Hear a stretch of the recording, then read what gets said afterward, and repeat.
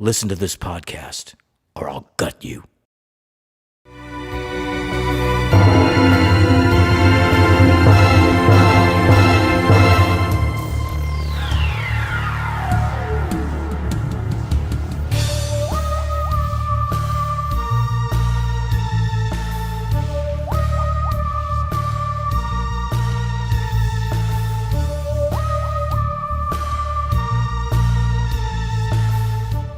Welcome back, Horror Hounds, to Ghostman and Rivera's Horror Show podcast.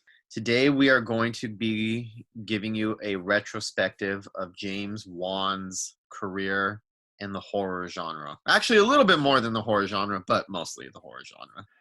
Yeah, I'm really excited for this one, and we took a little extra time to prepare for this one because this man has an impressive resume. Ever since his first movie, Saw, him and Lee Wanell came out of film school with firing on all cylinders and went right into Saw. All right, so let's get straight to it. Are we going to start with Saw? Yeah, we're going to take them in chronological order from the beginning of their career. Just a little background about James Wan. James Wan was born in Malaysia, and he moved to Australia when he was young. I think he was about 7 or 8 years old. He is the first Asian director and the first Australian director to have 2 films to make $1 billion. Massive achievement, and we'll talk about his road to get to that massive achievement today. He's very influenced by David Lynch and Dario Argento, which is very evident in some of his films. He's the second director in history to have 2 films that were not in the same franchise reach $1 billion at the box office, with Aquaman and Furious 7. The first director to achieve that feat was James Cameron with Titanic and Avatar. So James Cameron was white, so so he's playing with the big boys, and it happened pretty fast. He's the 20th highest grossing director of all time. He's a founder of Atomic Monster Productions that have produced films like Saw 2 through 7, Annabelle, Demonic. Demonic is actually pretty damn good. Lights Out, The Nun, Curse of La Llorona, Swamp Thing the series, There's Something Inside Your House, and upcoming he's producing Tommy Knockers, The Nun 2, The Crooked Man movie, and Knight Rider movie. That's a Knight Rider movie? Yeah. From the show? Yeah. Oh, that's so, I mean, he's making successful movies, but I don't think his track record as a producer is quite as good as his track record as a director. Well, it's interesting. I mean, yeah. one of the things that I find interesting about James Wan, going through his filmography, and if you really examine it, he actually fits into a category of filmmakers that I often feel he doesn't get classed with. He's with, like you said, James Cameron, Steven Spielberg, Christopher Nolan, those really big filmmakers that make mega budgeted blockbusters. I mean, if you think about Aquaman, Furious 7, both billion-dollar films from different franchises. Now, look at Saw, another film was obviously not $1 billion, but a very popular film, made a lot of money on a very small budget, and kicked off an extremely successful franchise. Then you switch over to The Conjuring, and that's another, I mean, obviously not $1 billion, but still millions of dollars. It's another horror blockbuster franchises. So he's kicked off a couple of big franchises, and he's a big money maker in Hollywood. He's up there with some of the heavyweights as far as being as far as monetary success goes. Yeah, and he gets some flack in certain sections of the horror community who just take issue with him being such a success. Like, we don't want such a successful director doing our horror films, but he started from the bottom just like us. I mean, he worked his way up there, and he busted his ass to get to the level he's at. And I just appreciate that he gets to that level and still does horror films. Yes, especially his most recent one.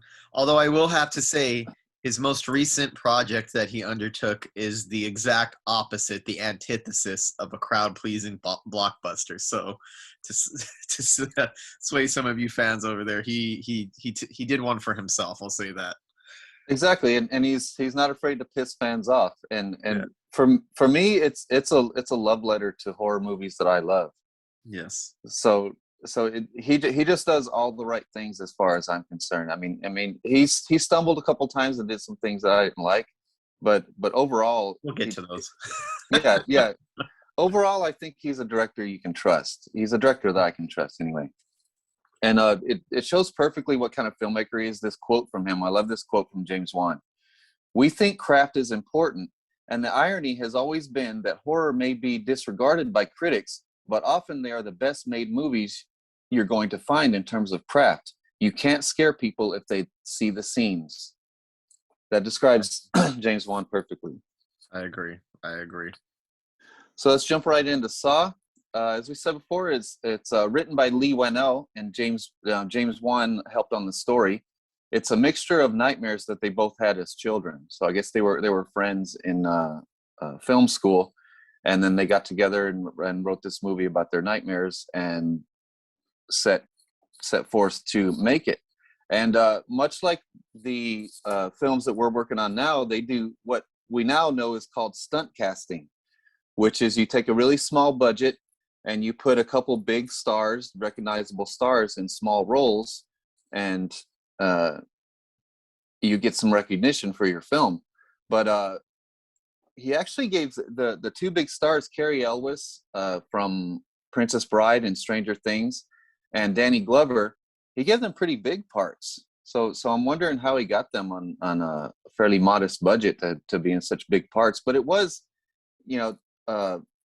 fairly easy on them as far as locations, because it was all interior locations, and even the exterior locations were filmed On a soundstage. Yeah, inside on the soundstage. And also had Shawnee Smith from The Blob. Lee Wanell himself plays one of the main guys at the beginning. Ken Leung, who was in Lost, and he was also in an episode of Sopranos. He's really good in it. Dina Meyer from Starship Troopers, she's in it. And Michael Emerson, he's also from Lost. And of course, Tobin Bell, who plays Jigsaw. The budget was $1,200,000, and it made a worldwide box office of $103 million. So a massive success right out of the gate. And adjusted for inflation, that would be almost twice the gross now, I would say. Yeah, and just sparked the imagination of a lot of horror fans and gave a lot of horror fans what they wanted. But the thing is, this isn't really a torture porn type of movie, but it kind of spawned that torture porn craze that we saw in the rest of them, like especially 3 through 7. Yeah. That's what I find. I have an interesting relationship with this movie. I resented it for years. I did too. I resented it for being something that it's not. I resented it more for what it kickstarted in horror and the what it kind of led to. It's kind of the same way, I guess. Kind of a weird comparison, but kind of like the same way I would say Halloween kind of like kicked off a lot of like the Friday the 13th style slashers. But it and of itself is nothing like the films that it's inspired or anything like it spawned. So I always kind of resented it for years for kicking off probably my least favorite trend in horror, which was torture porn. Having said that, the original film, like you said, is not torture porn at all. I mean, there's graphic violence and there's brutality, but there's nothing in here that can be construed as torture porn. I don't think it's designed to get the audience off or excite them. I think it's meant to be a little bit shocking and kind of grotesque. And I think watching it again after all these years, it's such a successful film at doing what it sets out to do. I would say this is more of like if you took the movie Seven and made it more overtly horror, which that movie arguably could be considered part of the horror genre, depending on your perspective. But this kind of takes some of those elements and makes it a little bit more overt, and adding a little bit of flair that is more known for horror films. There's obviously a lot of giallo inspiration in this film. It also does something interesting watching it again. It takes a cinematic style that I don't particularly care for, that grungy, ugly aesthetic, and kind of makes it work for the dirty, nasty, scummy world that it attempts to build and that it's trying to that it makes. So, strangely enough, it takes a visual style I don't like and makes it work very well, especially for such grimy, grotty subject matter. I can't picture this film not having the kind of dirty, scratchy cinematography that it has and working to the same effect. It seems like that aesthetic is very baked into the kind of mood and the feeling that the movie wants to leave you with. Yeah, and I hated the film at first too. I hated it for a few years, because of you, but because, like you said, because of the movies that it spawned, and Mhm.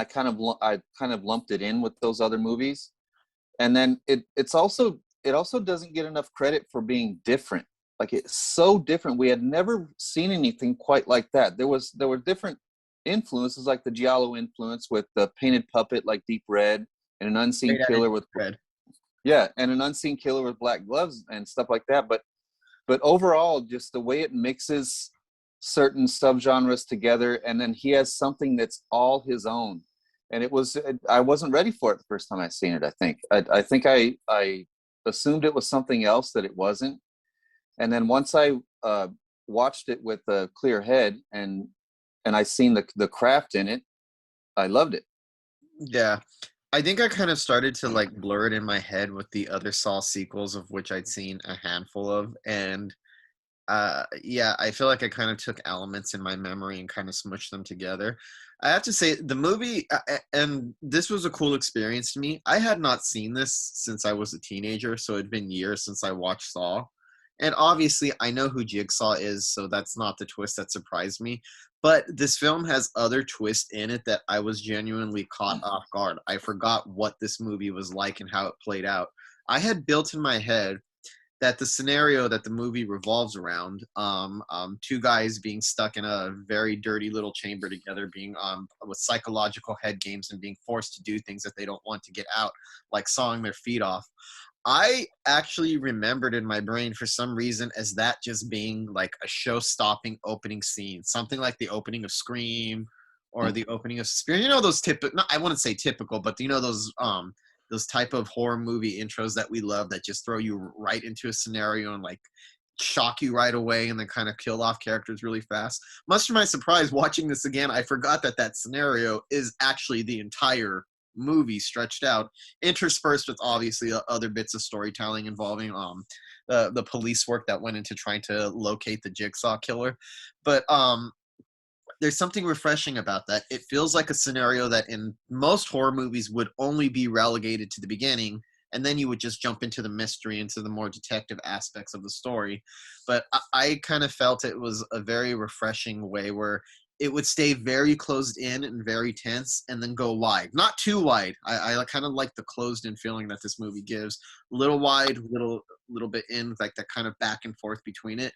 And I was genuinely shocked by some of the twists and the turns and the surprises and the ending. Obviously, I knew about Jigsaw, but I didn't forgot about because obviously because of who Tobin Bell is. I forgot how it played out.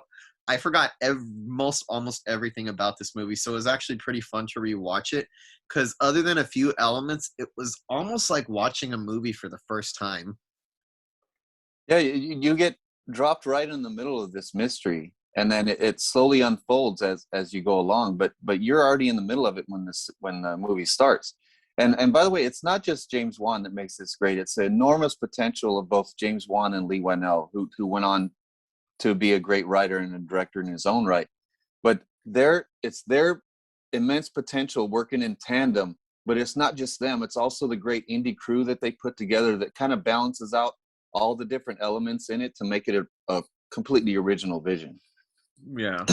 Like like you get pulled into this mystery right away, and you're kind of it kind of doesn't even need a stylistic flair because of how involved the writing is, but James Wan puts it in there anyway, and it's always effective, like the spinning camera to show the body in the floor. Mm-hmm. And then they find tapes and other hidden clues, and then you go into flashbacks of the different characters, kind of enrich the story and enrich the story of the cops and the guys that are trapped here and the other victims. And you got the creative traps that makes victims kill themselves, especially the reverse bear trap. That was awesome. Yeah.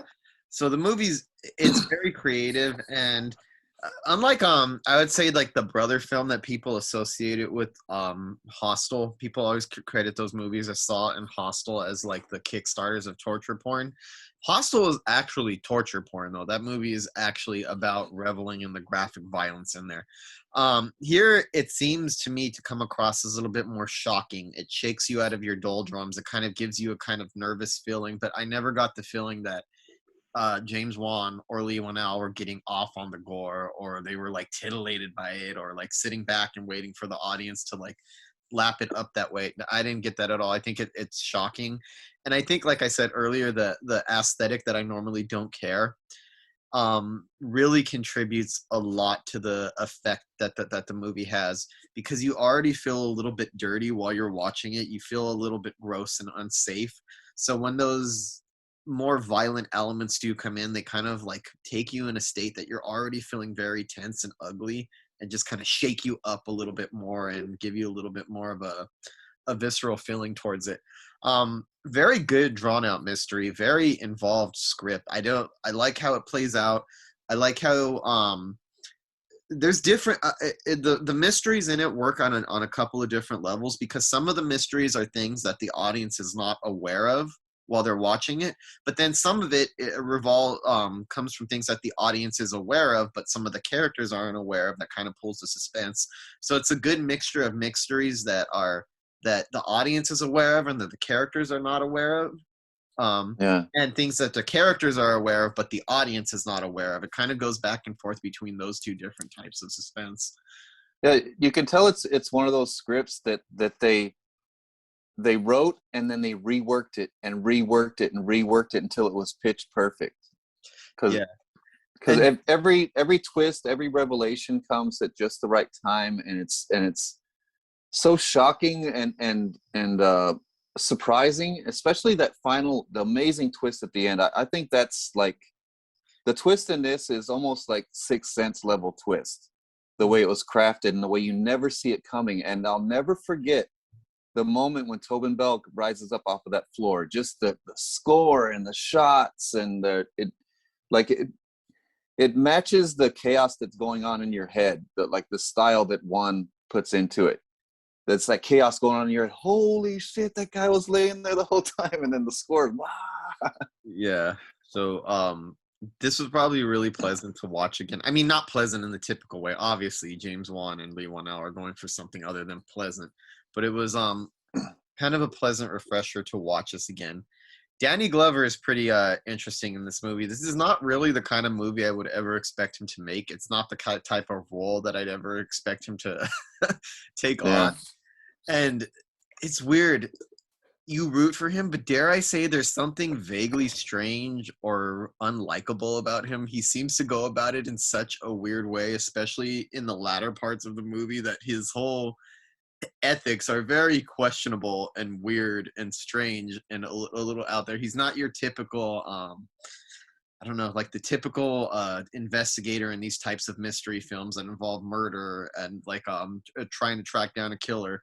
He doesn't have that typical feel or that likability, which I'm not saying is a bad thing, but I found it interesting that they went on a different tack with that character, that they made him at times come across as a little bit unhinged, to the point where like, maybe he's the killer.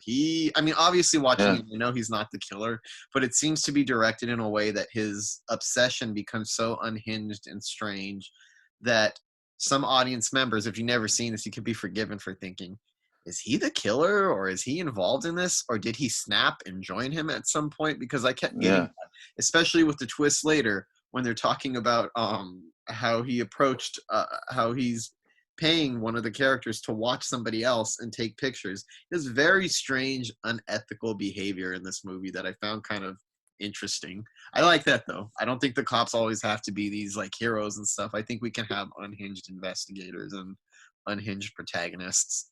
Yeah, and such a carefully built character through the flashbacks and everything. And that kind of informs his decisions as you go along. Yeah. Yeah, but yeah, he's a really good element to this movie. He's not in it a whole lot, but I think he feels like he's in it more than he is, because he's peppered throughout the movie, where you don't see like long periods of him, but he keeps popping in and out through the movie, and he's very crucial to the plot. And that's a genius form of stunt casting. Like you take a big star like that and put him in a small role, but you pepper him throughout the film to make it feel like a much bigger role, like a much more important character than the runtime that he receives.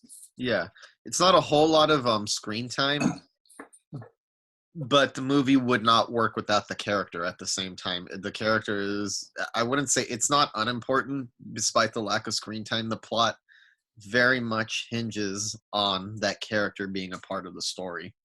So Yeah, he's peppered in pretty well, and it is an interesting little piece of trick stunt casting because it's a small role that feels a lot bigger than it actually is. yeah.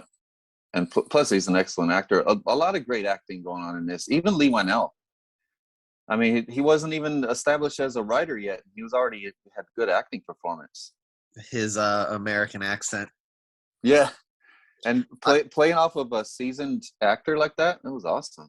Yeah, I gotta say he was one of the most unlikable characters in this movie. I feel like I kind of know that guy, somebody who's always scheming, always thinking of themselves, very selfish, obnoxious. When he starts talking about that rant, goes off on that rant of why his girlfriend broke up with him because of how unappealing he was. I was like, yeah, that seems about right. I believe it. I believe that you turned her off. Very cool for him to do that role because it's not likable at all, and he's not really, what you would call an actor. So I found it very interesting that he would write something like that and give himself a very unflattering portrayal. And it's also a pretty demanding role to take on as the writer, Yeah. But a little bit of a little bad for him at the end, a little bit. Yeah. Although I must say it's a little too late. People like me to start having these types of revelations and stop being shitty before they're forced to be, before they're forced not to be. You shouldn't have to be in a life or death situation to turn you into a decent person. Yeah, too little, too late, buddy. Yeah. So I got a little trivia on this one.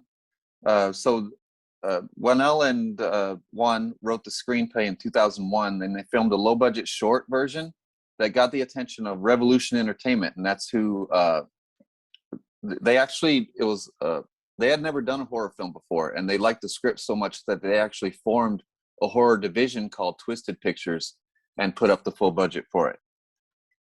So a nice big break for a couple film school students, and just by the strength of the script. So it shows if you got a strong script, run with it, dude. Yeah, I could see this as being a first script in like a really good way because it seems it's made by people who up and comers who want to do something to shake up the genre a little bit, to deliver a little bit of a jolt to the system. It doesn't have the typical kind of Hollywood horror procedural screenplay that you would expect from a movie like this. Yeah, and much like me, James Wan had a crush on Shawnee Smith, and he asked for her to be cast just on a whim, just because he had a crush on her. He said, "Might as well try it." Mm-hmm. So she actually turned it down, and then when she watched the short film, she accepted it right away. She called up her agent and said, "Yeah, I'll actually take this." Mm-hmm. And I really regret not going in to talk to her, but I seen Shawnee Smith one time. We were at a festival in Hollywood, and we walked past this diner, and she just in there. It looked like a scene from a movie. It was too perfect. We walked past this window. It was this little diner.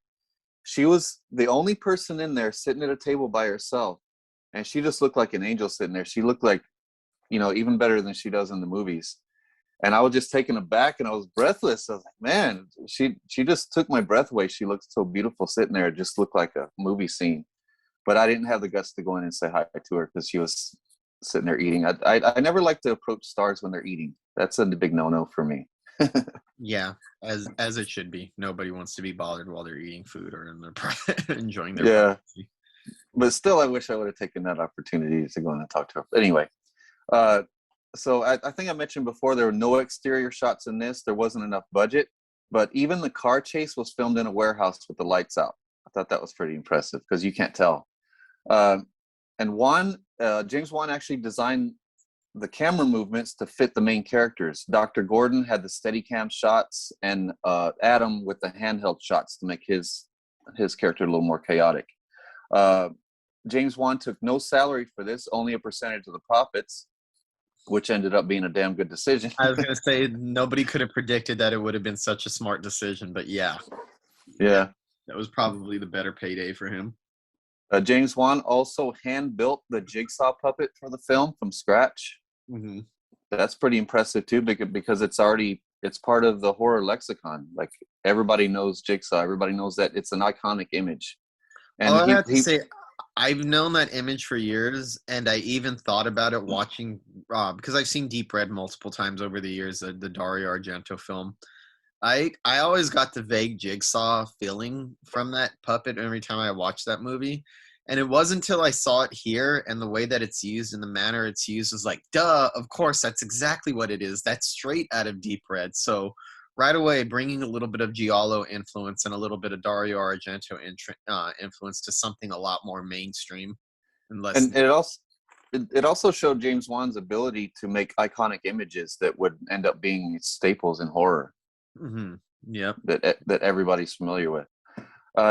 Saw was intended to be straight to video, but the test screenings were so positive that they decided on a theater release. Another smart move, and which started the annual tradition of a Saw film every year.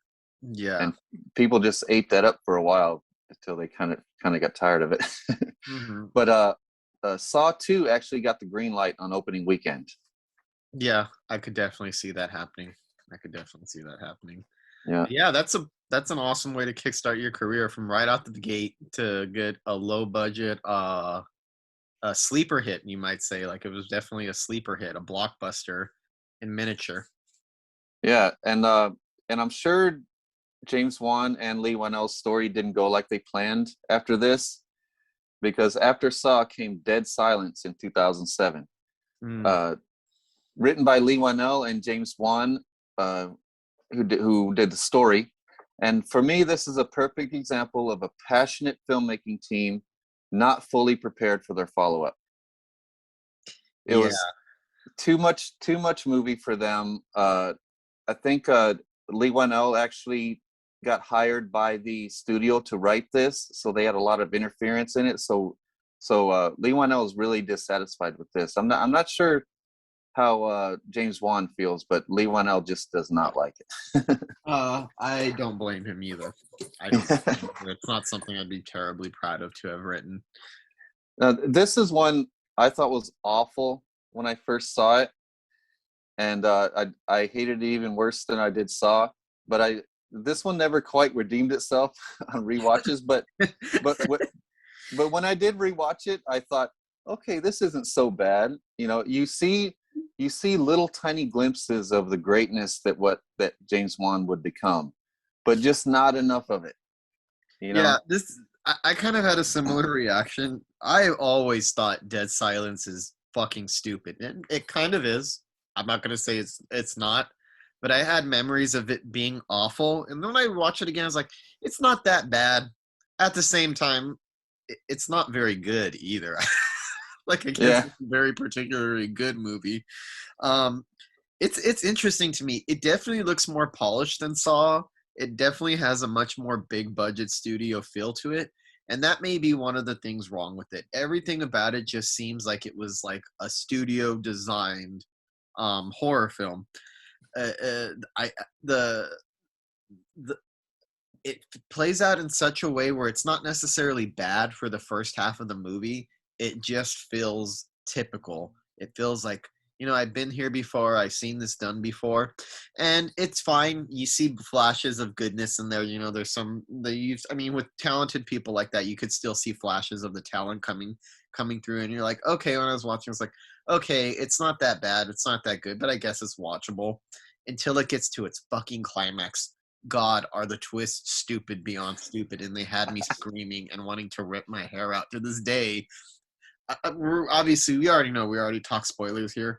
That stupid twist at the end of the movie where the father has been dead the whole time and is being puppeteered is not remotely believable in the least bit at all.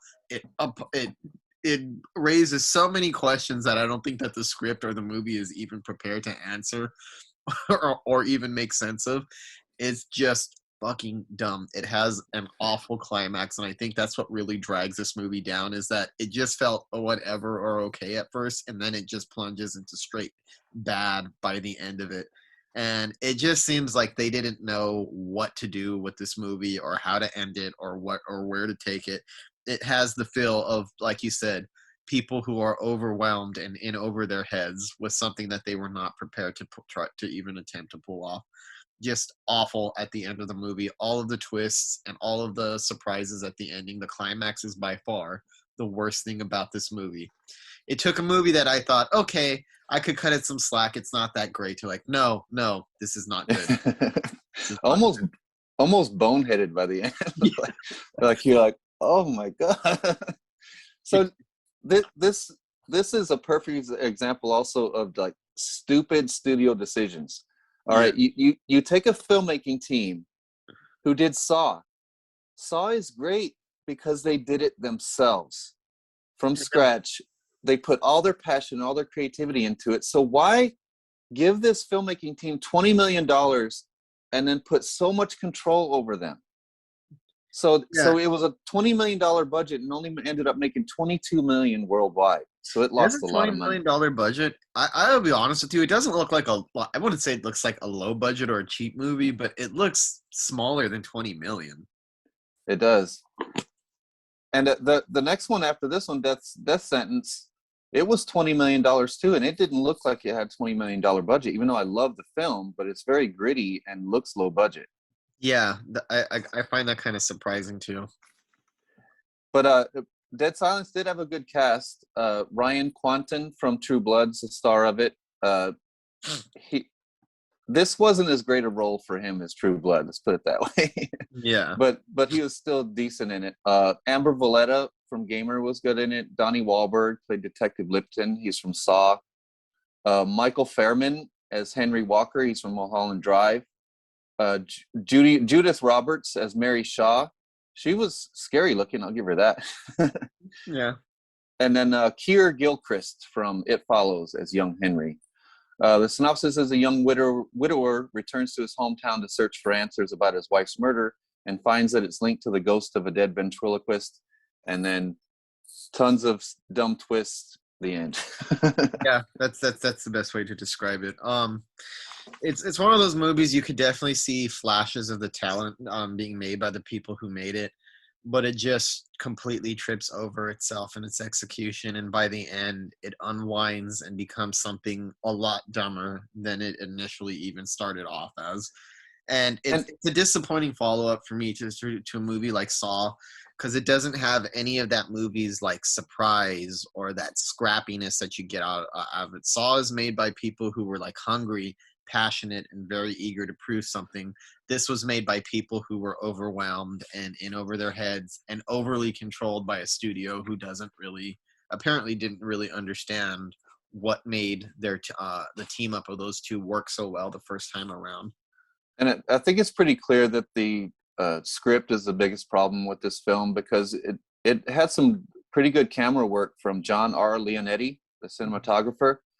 He did Child's Play 3, Tales from the Crypt, and he went on after this to do Death Sentence, Insidious, The Conjuring, and Insidious 2. All great camera work. So this is another example of how James Wan takes and kind of cultivates great cinematographers. I mean, yeah, I could see that.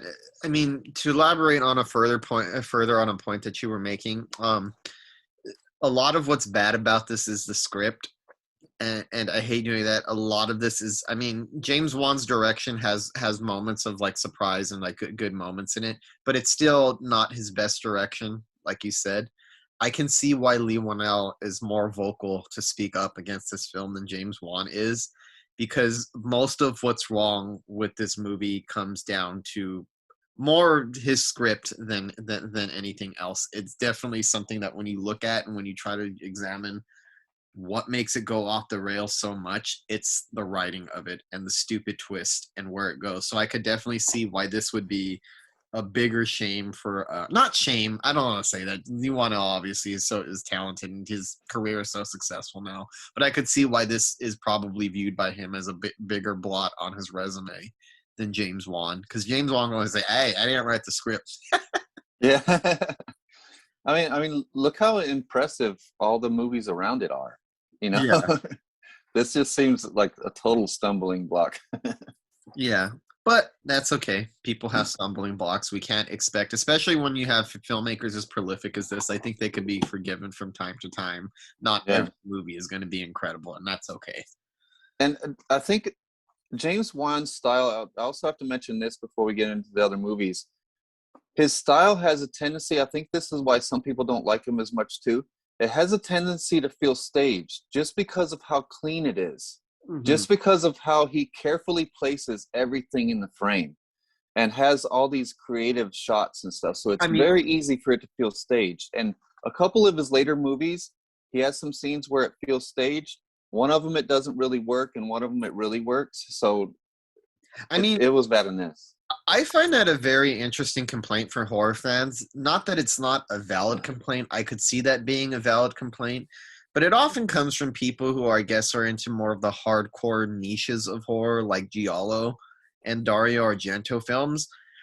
There are a few filmmakers whose stuff is as staged as Dario Argento, and I've seen a lot of people who if you look at Suspiria, I think that's a masterpiece, and it's obviously a big influence. But like the camera work, the zooms, the colors, the way that it pops, it's all extremely.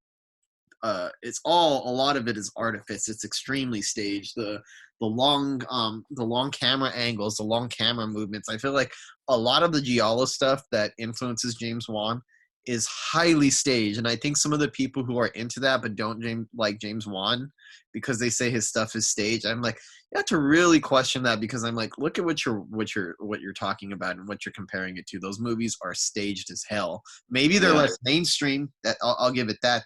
They're more niche, and they don't appeal to as wide of an audience. But that's okay. I love Dario Argento, but they're as staged as you get. There are a few horror filmmakers or horror genres that come with as much artifice as Giallo does. But that's what we like about it, though. Yeah, but I must say that the better the script is that James Wan is working with, the less staged that it feels. It feels more organic the better the script is. Yeah. So on this script, as I mentioned before, Lee Whannell was really dissatisfied with the script. He was so dissatisfied that he decided to write all future scripts on spec and stopped pitching an idea to the studio. On spec is where it's a difference of the studio hiring a writer to write something, then they have complete control over it, and the writer bringing them a script. So he learned his lesson here. So every movie after that, he brought the script to the studio and say, hey, let me film this script the way I want it, instead of saying, getting hired to write a script. Yeah. Yeah. But the movie that followed it up was a little bit better. Quite a bit better, actually. Not a little bit. Yeah, and I think Death Sentence from 2007 came out the same year as Dead Silence. It's another stumbling block in his career. It's another failure for James Wan, but I think it's a success as far as the style and the effectiveness of it. I love this movie. I love it more every time I watch it. It's written by Ian Mackenzie Jeffers, who wrote The Grey with Liam Neeson. And it's based on the novel by Brian Garfield, who wrote Death Wish and The Stepfather in 1987. So it's a really good writer. Of course, it stars Kevin Bacon. Love Kevin Bacon in this as Nick Hume. Kelly Preston as his wife Helen. Jordan Garrett as Lucas, the son. And Garrett Hedlund, I thought was really good as Billy, the villain. John Goodman, I love John Goodman in this. He plays Billy's father. Aisha Tyler, another great performance from Aisha Tyler. She plays Detective Wallace. And the kid from Frailty, Matt O'Leary, as Joe. He's the kid from the gang who Kevin Bacon kills. He was really good at it because he played a completely different kid than he did in Frailty. This movie for me has a very 70s exploitation influenced kind of feel. Back when especially in the 70s, exploitation movies, they were pitiless in their depictions of violence, and not just like the depictions of violence, but in terms of the emotional violence that the movie inflicts upon the viewer and the emotional violence that it inflicts upon the main characters. It's rare to see filmmaking come this viciously in this day and age. So it's really reminiscent of obviously movies like Death Wish, movies that just make you feel absolute fucking despair, not just because they're ruthless in their violence, but they don't give the main character any breaks at all, and they put the audience through very punishing emotional turmoil throughout, like by doing things like showing you a very likable, lovable family, even somebody that, you know, a family that I think a lot of people can relate to. You can see a lot of the love there, and just coming in and fucking destroying it from the inside out in the worst possible way that you could think of. And it's damn effective. The movie admittedly gives me a little bit of a negative and ugly feeling, but I mean that as a positive, because it's obviously trying to make you feel a little bit shitty about life when you're watching it. But man, it's effective. It might be too effective for some people, though. It might be too effective in how unsparing it is in its depiction of violence and uh, suffering as this movie does. Because the scene, I mean, right from towards the beginning of the movie, when you see Kevin Bacon's son, his throat slashed, it's one of the ugliest scenes. It just feels so shitty. It feels so wrong, especially because the scene leading up to it was a very touching moment between father and son, kind of like talking about the future and all the great things that this kid is going to do. Ugh, such a bad feeling it gave me, but Yeah. very, very, very effective. And as a story, it's fairly unoriginal as far as being a typical revenge story. But the Yeah. way they handle it with both the script and the execution, I thought was very original. The synopsis says the perfect life of a mild-mannered executive played by Kevin Bacon is shattered when his son is killed by a local gang. He becomes obsessed with revenge and tries to take on the gang by himself. John R. Leonetti returns on camera. So much more impressive on this one than in Dead Silence. This one, the budget, like I said, was $20 million, and it even more of a flop. Worldwide gross of $16,974,000. So you really flopped on this one. I don't see why. Why it flopped? I could see why. This is not. It doesn't. Yeah. It doesn't have things that appeal to the mainstream. And it's. I feel like when people go see these types of action movies, they're looking for some kind of escapism, which I'm not saying this movie doesn't have. This has one of the most thrilling car sequences, but it's a very risky movie to make a movie on a $20 million budget with this kind of harsh, unforgiving material. It's not the type of action movie that most audiences go and they pump. There's moments where you pump your fist, but by the time it's over, you feel really bad about everything that you just watched, and it's very satisfying. But it takes things that the audience expects from their action movies and kind of like shoves it in your face. And I think it shoves the audience's face in shit a lot. And that's one of the reasons I like the movie, because you don't really see that too much or too often. And realistically, some action movies should be like this, because a lot of the portrayals in action movies like this are not realistic. You don't actually see the damage that comes with it. You don't actually see the suffering that comes with it. So I think what Leon, and I don't even think that it's a mistake. It's just something that was never going to appeal to the mainstream, something that shows you the actual consequences of violence and the actual effect that it has. Not it's not Hollywood, it's not True Lies, which I love. True Lies, it's an awesome movie, but this isn't like the type of thing that I think most audiences are looking for in their action or their revenge films. Maybe in the 70s. Yeah. 70s was a much more pitiless era of filmmaking, but Yeah, now I think it might be too much for some audience members. Yeah, it's a mixture of elements that I personally love, but the masses don't. And I think it was pretty evident. So, because you have these roughneck bad guys with muscle cars, elaborate bad guy lairs, and these harsh spotlights on them with the crushed blacks all around them, the really black blacks. But then you go to the family is very grounded, very real. And then you go back and forth between the gangsters and the family, and you get this juxtaposition of these weird elements where the bad guys feel like exploitation bad guys, where the family feels like a real family. And then you see the time is ticking and the showdown is imminent. The showdown is always imminent in exploitation movies like this. Mm-hmm. And the look of this actually inspired Pay Up, my movie Pay Up. Oh yeah. When we were doing color correction, this is what I wanted it to look like. But it's constant style and flair from the beginning to end, shots that speak to the narrative and also the building of the tension. It's stylized, but it's grounded enough to feel dangerous with real violence that makes you feel something, you know? Like you mentioned the gas station attack. So well filmed. The style that's put into the gas station attack speaks so well to the emotion that's in it for maximum effect. And then you go the chase through the city. Wow. The foot chase. I think of this as like Catherine Bigelow level chase. You get low angles, you get the shots where the cameraman is on a rickshaw. And where did they get that guy that was pulling the rickshaw all over those streets? Because he had the cameraman and the sound man and all the equipment, and he was pulling them in a rickshaw around the city while Kevin Bacon's running everywhere.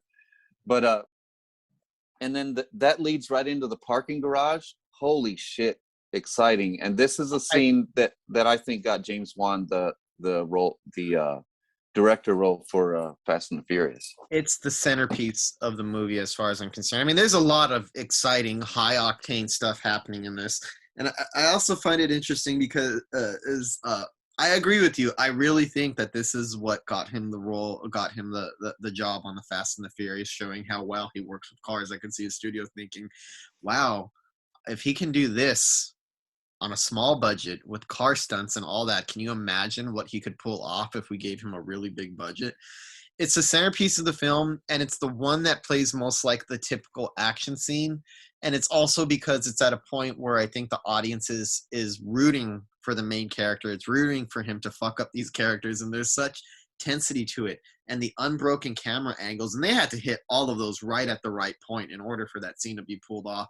That's something that require, like, it's a type of filmmaking and the type of stunt that you're pulling off that requires everybody to be at the top of their game. It requires everybody to hit their marks. Everything needs to go right if you're going to film something like this. And boy, did it go right. It's thrilling. It's exciting. It gives you, I think it's like a moment of reprieve for the audience where you're so filled with such harsh violence, despair, that you see the main character finally getting one up on these guys and kind of like tricking them out. That it kind of is the fist pumping moment of the movie. It's the part that most audiences, I think, are going to like. Kevin Bacon, that moment where he lets the car go backwards and you're like tense, like, get the fuck out of the car. And then he wraps that guy right around, jumps out the front, smashed window, barely makes it out and jumps as the whole thing goes falling, slams on the door. Everybody all slams on the floor. All the bad guys look out and see what they've done, and they realize, holy fuck, this is not just your typical suburban husband that we fucked with. This is somebody who's going to be a lot of trouble for us. Such an exciting, thrilling sequence. It's among, it's not a car chase sequence, so I can't really call it a car chase. But it's among the best of those types of scenes ever filmed. Whatever you want to call those scenes are, I guess. High octane car. It's not a car chase, but whatever it is, it's surely among the best of them.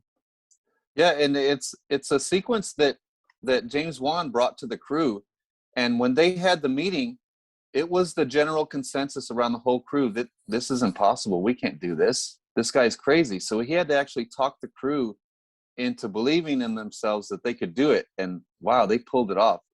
Mm-hmm. Just imagine, I think they went through it like 6 or 7 times, and they ended up using like the 5th take, but using an entire parking garage and handing the camera down to a guy on a crane who hands it to another guy on the next level. So it just effortlessly moves from level to level.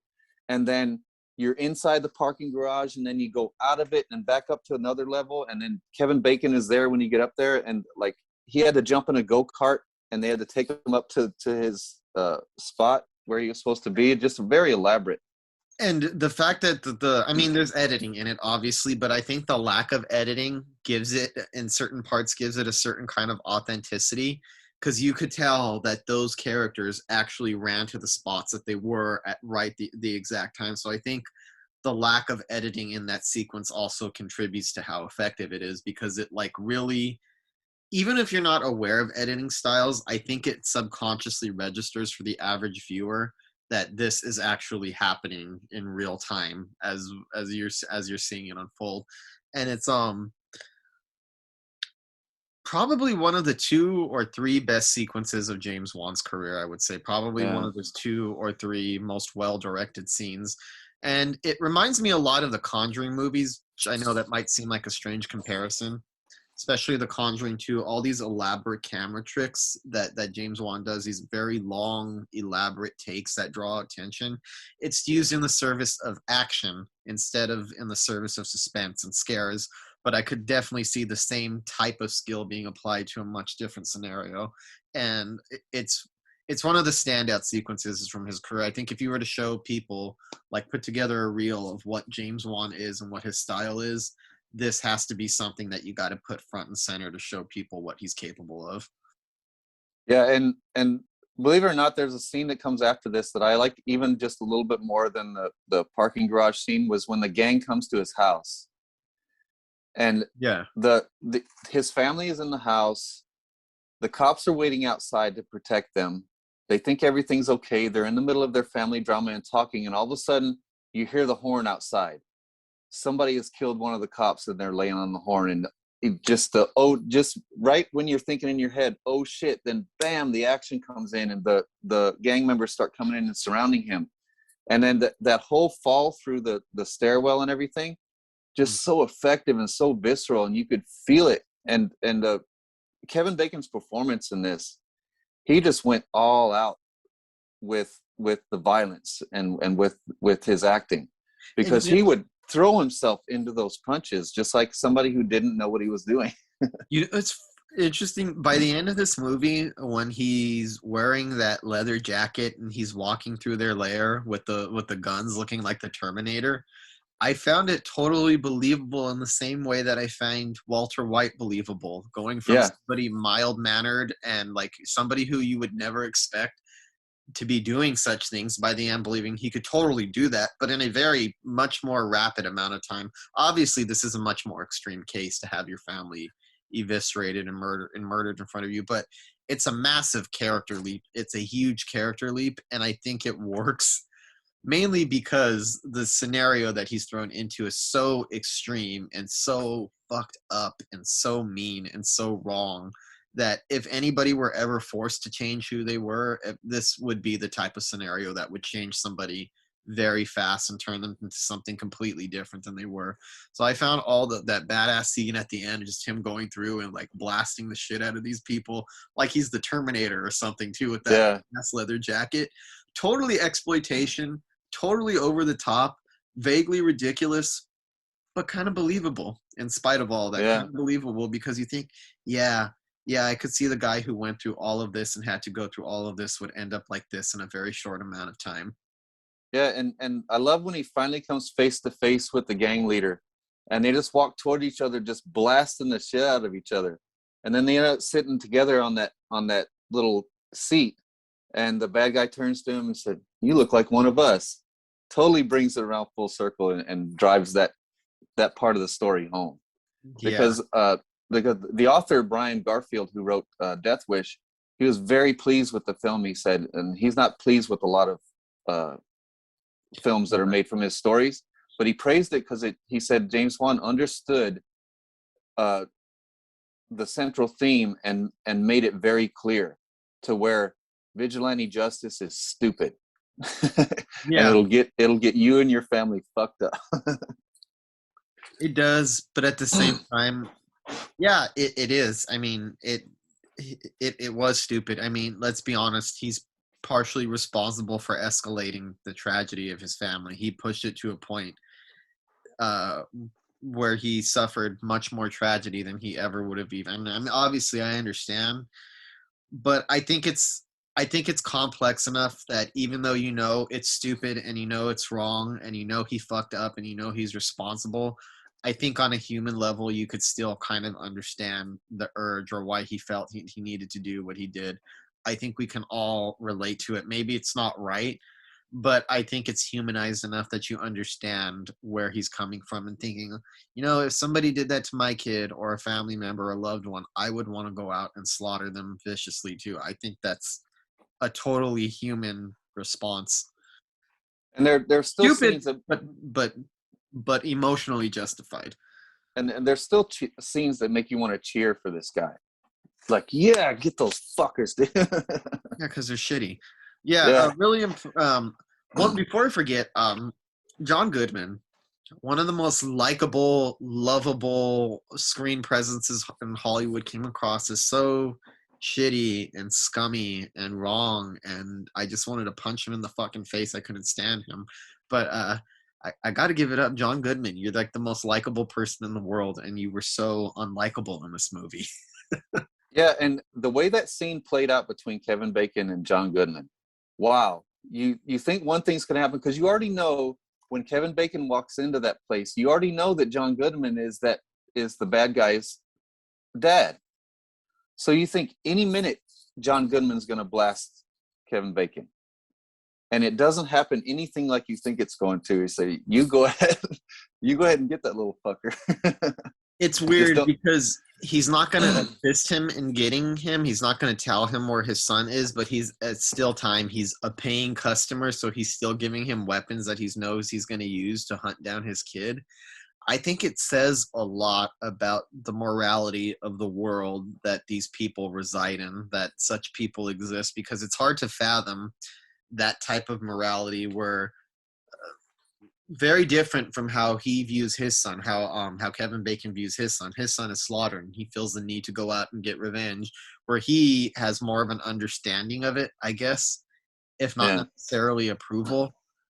There's a certain kind of code involved. I don't know, like the codes of criminals where somebody went after your kid, so I understand, but being that he's my kid, I'm not going to be able to help you, but still kind of understanding. Not condoning, but allowing it to happen, where I think most people would think that, oh no, he's coming after his kid, he's going to kill him right fucking there on the spot, and he doesn't do that. It shows a lot about the bleak, morally gray world that these people reside in. Yeah, and it's somewhat believable because you see the scenes between John Goodman and his son before that. They don't have the greatest relationship, and he's very hard and strict on his son, and as a father and also as a boss. Mm-hmm. And extremely politically correct. Yeah. And you could tell John Goodman was loving playing a character like that. It's against type. It's the exact opposite of a John Goodman role, and it works so well. Yeah. And I don't know if you noticed the several homages to Taxi Driver. Billy's fingers getting shot off, Nick shot in the neck, and then Nick shaving his head before the shootout. I didn't when I was watching it, but going over him again, yeah, I could totally see Taxi Driver being an influence on this. Has the vigilante feel, every man taking something into taking a situation into his own hands. Although this is quite a bit more ruthless than Taxi Driver is. Yeah. So that brings us to 3 years later, 2010. Now, if Dead Silence and Death Sentence were stumbling blocks for James Wan, Insidious is where he redeemed himself. This is 2010. This is another one that I didn't like the first time I watched it. I thought it was too much like Poltergeist. I didn't think it was original enough. It wasn't until rewatch later that I was able to appreciate the craft and then went into it. And it's a really good, solid script too. Before you proceed, I need to make a confession that's gonna make a lot of horror fans scream. Insidious is better than Poltergeist. It's scarier. Oh, there, I said it. Let's proceed. I don't wholeheartedly disagree. Okay. Because there's some really impressive scares in this one that kind of get under your skin. But of course, written by Lee Whannell, stars Patrick Wilson. I love Patrick Wilson. He's always so good. He plays Josh Lambert. Rose Byrne is really good in this as Renee. Ty Simpkins as Dalton. He's really good as the kid.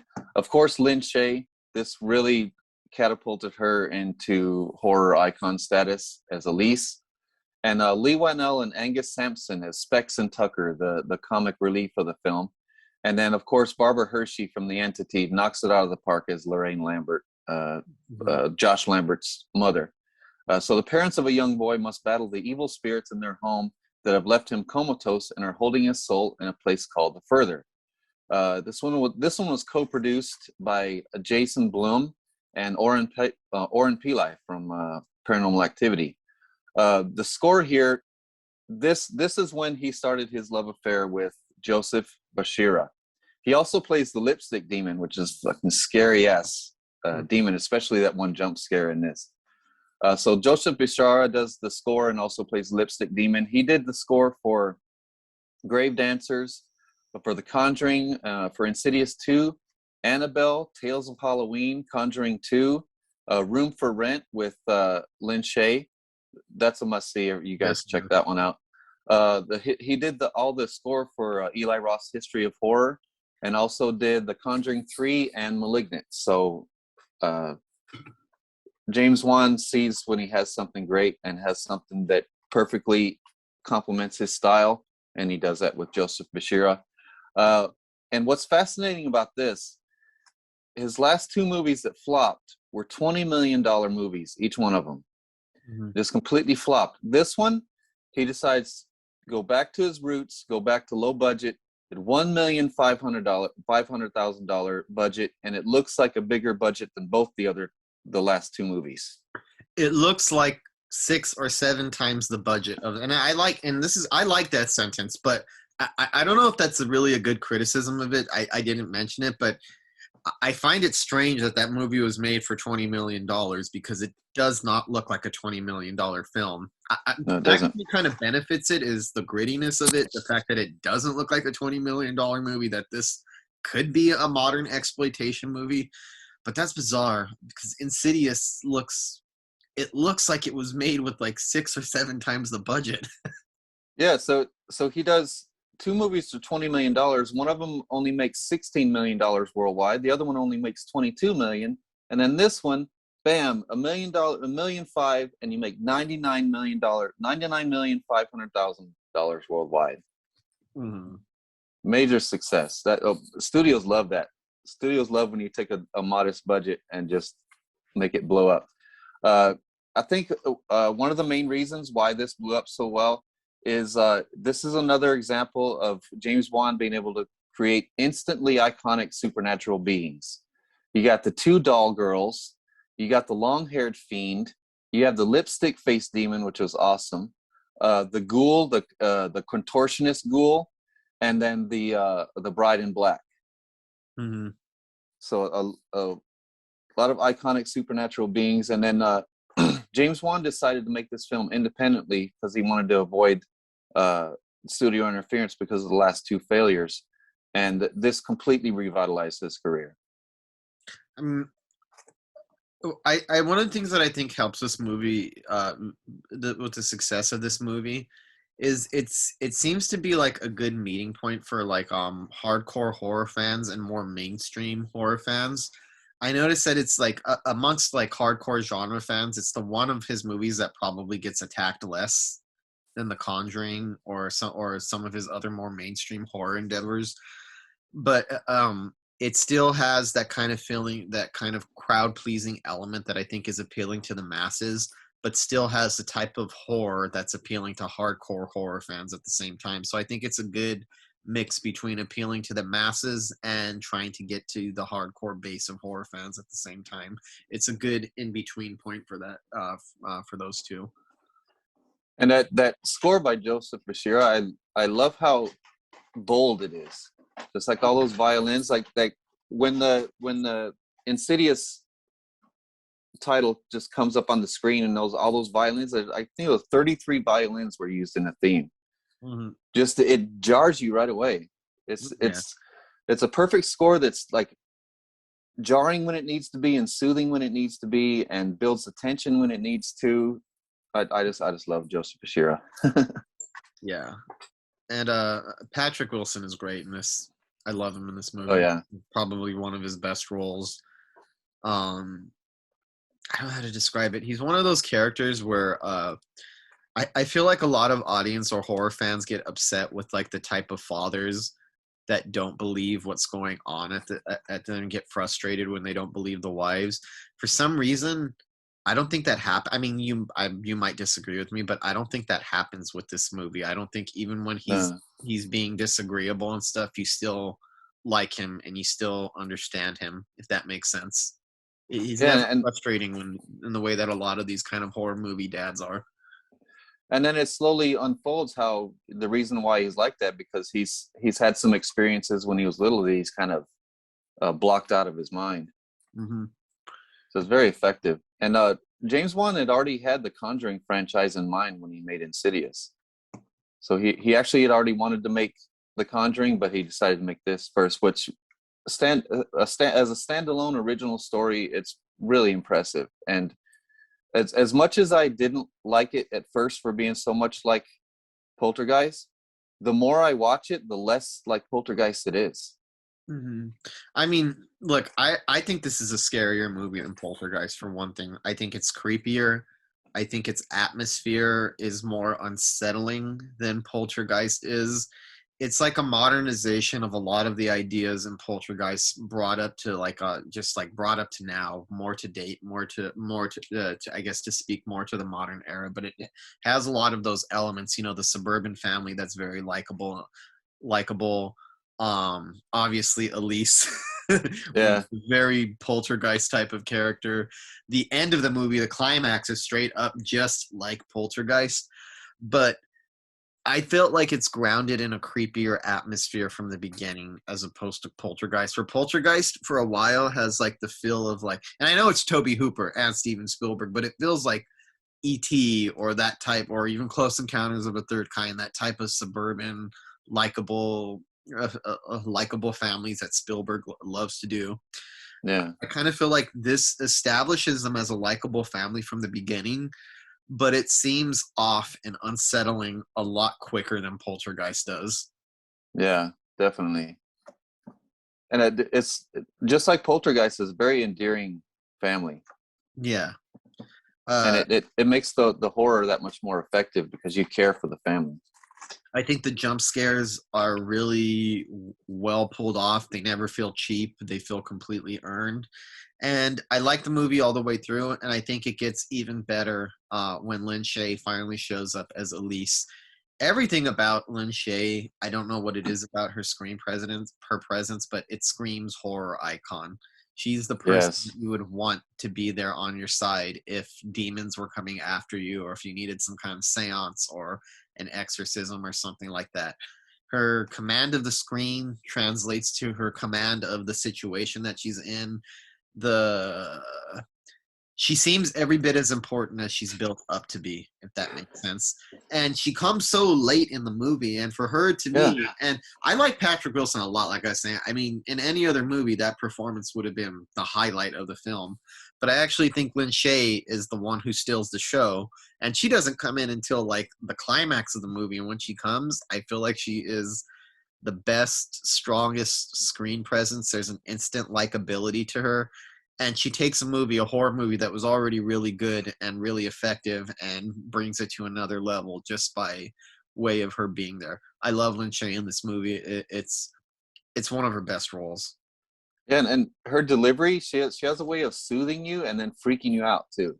Yeah, soothing She you and doesn't. freaking you out at the same time.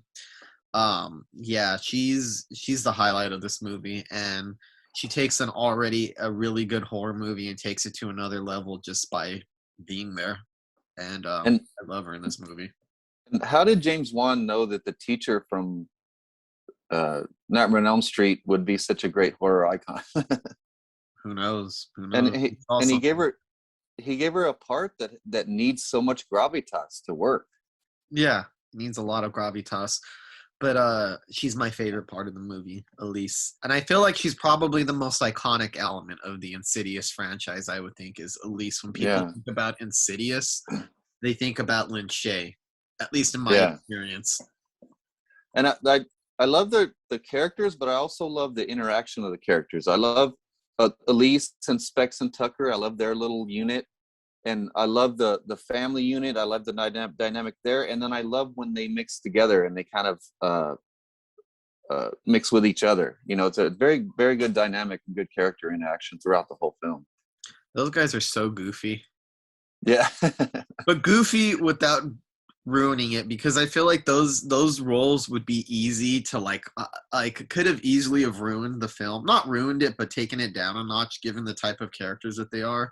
But it's never overly goofy. It's just mildly goofy occasionally. They could have gone a little bit further and it would have been cringy, but they held back just enough with those characters, I think, to make them believable. Yeah, that comic relief could have totally ruined the vibe, but it didn't. I think it's just enough comic relief and just enough drama and what they're having to deal with to make it believable. Yeah. But I think this is a very, very, very good horror movie. Very good domestic situation. Strong acting all across the board. Well-earned tension, well-earned scares, a very exciting climax, a wonderful performance from Lin Shaye as Elise. I think a general audience investment in the characters and in a positive outcome for everybody, and a very good ending that I don't want to say too much, but a very good ending that sometimes those types of endings that are like a twist, oh, it's not really solved after all, could kind of cheapen what came before it. This doesn't do that. Yeah. So very strong film, and put James Wan back on the map. So that brings us to 2013, 3 years after Insidious, is The Conjuring. Now, this is the one that I had anticipated since high school, since I first discovered the Warrens in high school. And we even talked about it on my script that I wrote back in 2008. It was before The Conjuring, so the Warrens hadn't blown up yet, and I put the characters talking about the Warrens, and one of the characters doesn't know who they are. A little less believable now. Yeah. Everybody knows who they are now.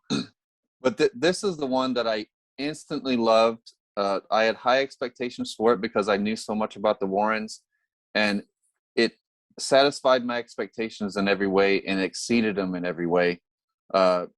This is the one that made me want to go back and see and give everything else that James Wan did another chance. And this movie is what made me go back and like Saw.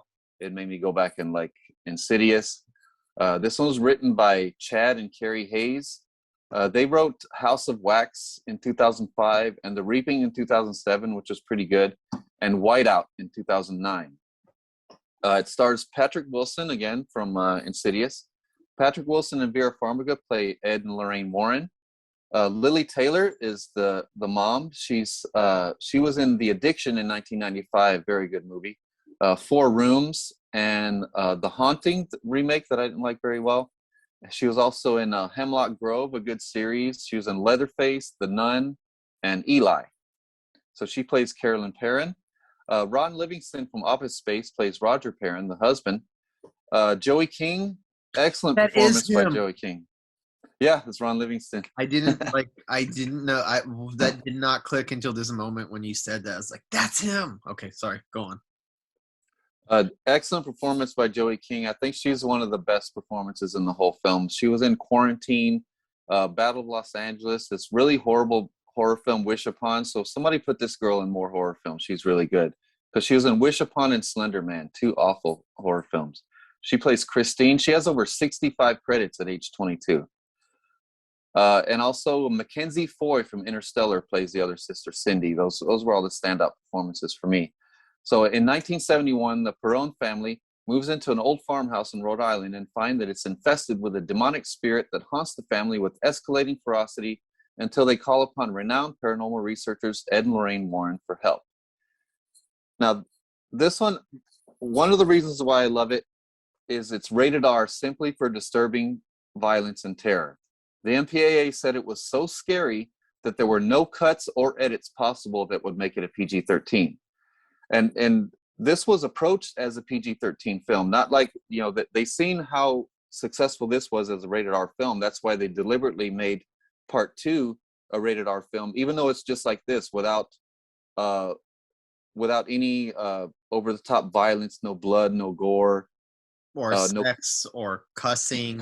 cursing, nothing. Yeah. So Joseph Bishara returns for the score, and John R. Leonetti returns on camera. And as as as in Insidious, Joseph Bishara plays another demon in this. He plays Bathsheba.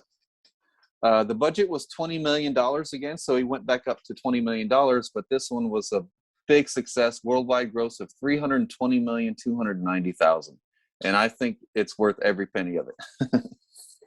I think it might be James Wan's most aesthetically accomplished cinematic film. I don't know how to describe it, but it gets a very particular style, which is like the certain type of horror filmmaking that was popular in the 70s, you know, with like the Amityville Horror or The Exorcist or Halloween, which I know this is not like those movies, but it feels like it could have came from the same era. The color, the aesthetic, the colors of it, the deep browns that it has, the music that it uses, the way that it moves. It feels sometimes like you're watching something that could have been made in the 1970s. It's such an effective tribute to that type of era of horror movies. And I actually had a lot of fun when the first time I saw this movie I was kind of drunk, admittedly, but I was with like a big group of friends where we went after work, we went to a bar, and then we went to go see this with a very crowded audience. And this was opening it was opening day, and I could tell you this plays so well with a large audience. I feel like this is one of those kinds of horror films that the more people you watch it with, the better it is and the more fun you'll have, because I heard audible gasps from the audience, people jumping, the tension. When scenes were silent and were tense, you couldn't hear a pin drop in the theater. When things were scary or when they jumped out, you heard people screaming throughout the theater. It had such a good command of the audience, of the audience's emotions, its grip on the audience. And I don't think that it's shocking that it became the blockbuster that it became. It was kind of like, I think it was the type of horror film that a lot of audiences, mainstream audiences, were waiting for and were hungering for. I think by the time this came out, I think the Saw films had already kind of played themselves out. We'd already seen Paranormal Activity, which was kind of like taking Saw's place in terms of the annual tradition. This was like the next big franchise. It doesn't have any of the torture porn elements that I think audiences grown tired of. And it had a more cinematic feel than something like Paranormal Activity, which I love because, I mean, the effectiveness of Paranormal Activity comes from the fact that it, like the Blair Witch Project, it doesn't look like a film. But this is like the horror movie that I think mainstream audiences were hungering for and were waiting for. A new modern classic that a lot of people could get behind. Yeah, and he's so good at making you care about this family, and that makes the scary scenes that much scarier because they're being put into this supernatural chaos, and it escalates throughout the film. And it's very, very good script. It's a really well constructed, well played out script that never overstays its welcome at any point. I think the setup is really good. I love the opening scene when they talk about Annabelle before they actually get into the main story. It's a really good setup. It gives you an idea without like giving away any of the plot that this movie is going to be about. It sets up the kind of mood and the type of horror and the type of scares that you can expect from it. And its aesthetic is wonderful, dude. I'm a sucker for anything that looks like the 1970s and 1970s in general. I don't know what it is about that era of movies and film that I love. It's something about the color correction, the grittiness of it, the look. I'm a sucker for anything that evokes the 1970s, and this does it exceedingly well. Yeah, and it does it so effortlessly from Insidious to this, where Insidious was like the cleaner one, the modern one, and then he just goes back to the 70s so effortlessly. Yeah, and he doesn't really need to set up a whole lot. Like he even had to set up a little bit of the period piece in The Conjuring 2 with the music and shots of England and stuff. But with this one, he really didn't have to set up much at all. It just feels like the 70s. Yeah.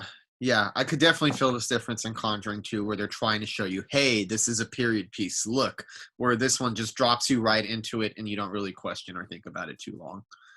Yeah, and that opening scene with Annabelle, I mean, I didn't even like the design of Annabelle because I know it happens to be a Raggedy Ann doll. And I don't actually like a scary doll looking scary when it doesn't have to. Hmm. You know, I just the understand. fact that it's moving and stuff makes it scary. Yeah, I mean, because But realistically, I think the creepiest dolls are ones that look happy and innocent. I had a Howdy Doody doll as a kid and a Chucky doll, and I could tell you for damn sure that Howdy Doody doll frightened me a lot more than the Chucky doll, and I would have to actually turn it away. The Chucky doll I could handle because it looks like it's trying to be scary. That Howdy Doody with its ridiculous smile and its face, ugh, ugh, yeah. nightmare fuel as a child. Hated it. But that the Annabelle scene was so well filmed and so effective that I didn't even care that I didn't like the design, and that Okay. spawned a whole other franchise on its own.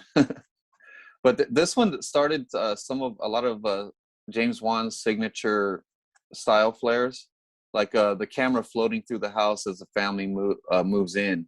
Hmm. Always effective when he does that. The vintage music box is another one staple. Children's toys, using children's toys to the maximum effectiveness. Hmm. And I love the whole sequence where you cut between the family and the Warrens.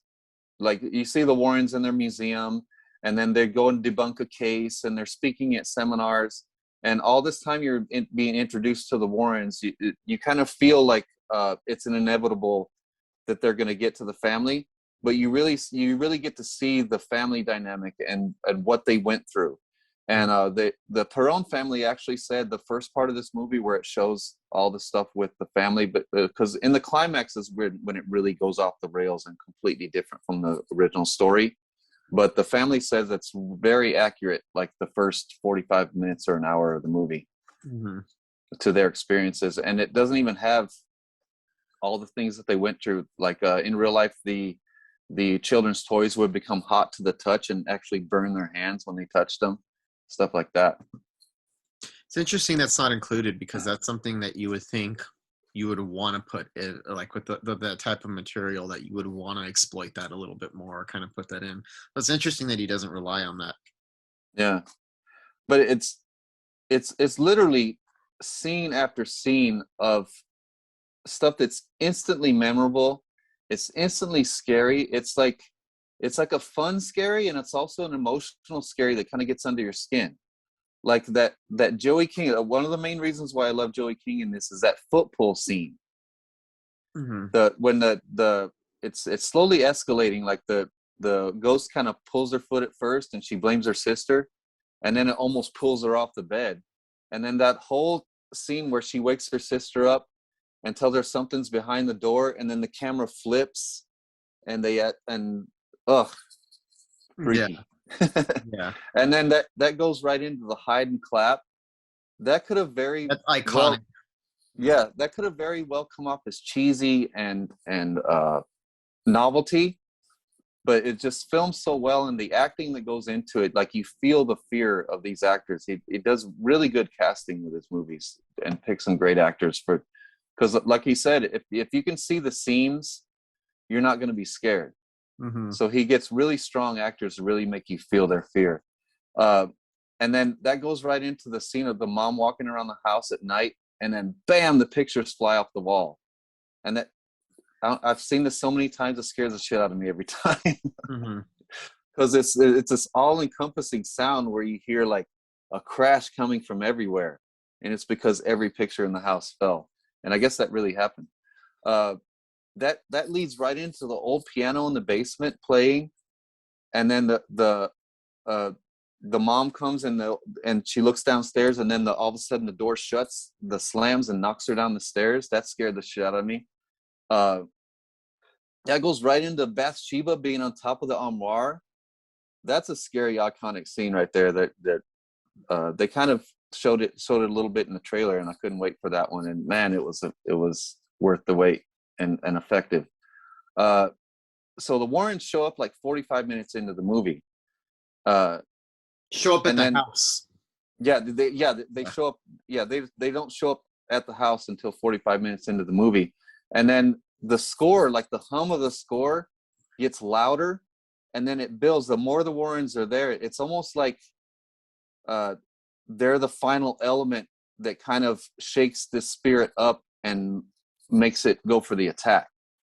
And that leads into the great shot, that iconic shot with the house in the background and the feet hanging above Ed Warren's head.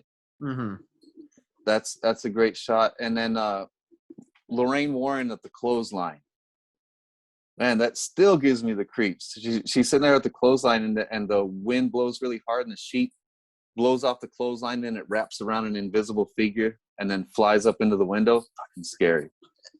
As for Lorraine Warren, the actors Vera Farmiga and Patrick Wilson.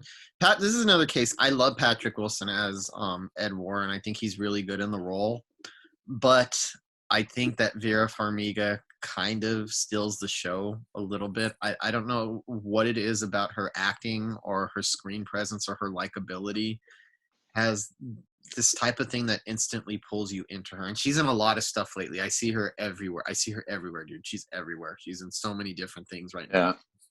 I don't know what it is about her performance that's so endearing or so easy to connect with, but she's a big part of what makes this movie. So, I mean, Patrick Wilson's great. I'm not saying that he's not. I really like him in this, but something about Vera Farmiga is very special. She kind of brings what Lin Shaye brings to Insidious, but throughout the whole runtime, instead of just showing up at the end to kind of spice it up, she has that kind of screen presence. And I think she's the emotional connection in the film. That could be because a lot of her scenes are very emotionally driven, and she's also at the center of a lot of the best scares. Mm-hmm. Because she's so good at looking scared and being scared, you feel her fear. Mm-hmm. So that's what makes her such a great character. And then Ed is the greatness of the Ed character is how he plays off of Lorraine Warren. Yeah. So even the greatness of him is how the dynamic between him and Lorraine, because he's really the more clinical one. He's the demonologist. He wants to study everything, where it's all in her head, and a lot of what she feels are just feelings that she doesn't even know how to interpret at first. Mm-hmm. So that's what makes her character even more impressive. When Lorraine falls through the floor, she has a nasty fall through the floor, and I love that shot when she falls through the floor all the way down to the basement, and then you see the woman's feet hanging again, and they're faced the other way, and then they slowly face her and come towards her. Oh, it gives you the chills. The climax is extremely visceral and grabbing, and I don't want to say violent is the word, because I feel like I'm using, because it's not violent, but there's like violence in the approach of the direction in terms of how it plays out. It feels very violent what's happening by the end of the movie, when the mother gets possessed, when they have to go in and save her, the exorcism scene, the scene in the chair where she's floating up. All of that is so effing visceral, so tense, so kind of like builds you up into a knot of suspense. And what I love about the scares is throughout the movie, you have scares happening to this single person, or you have it happen to one or two characters. And then it's hard for those characters to relate to the others, just what they went through, what they experienced, because the other characters didn't experience it themselves.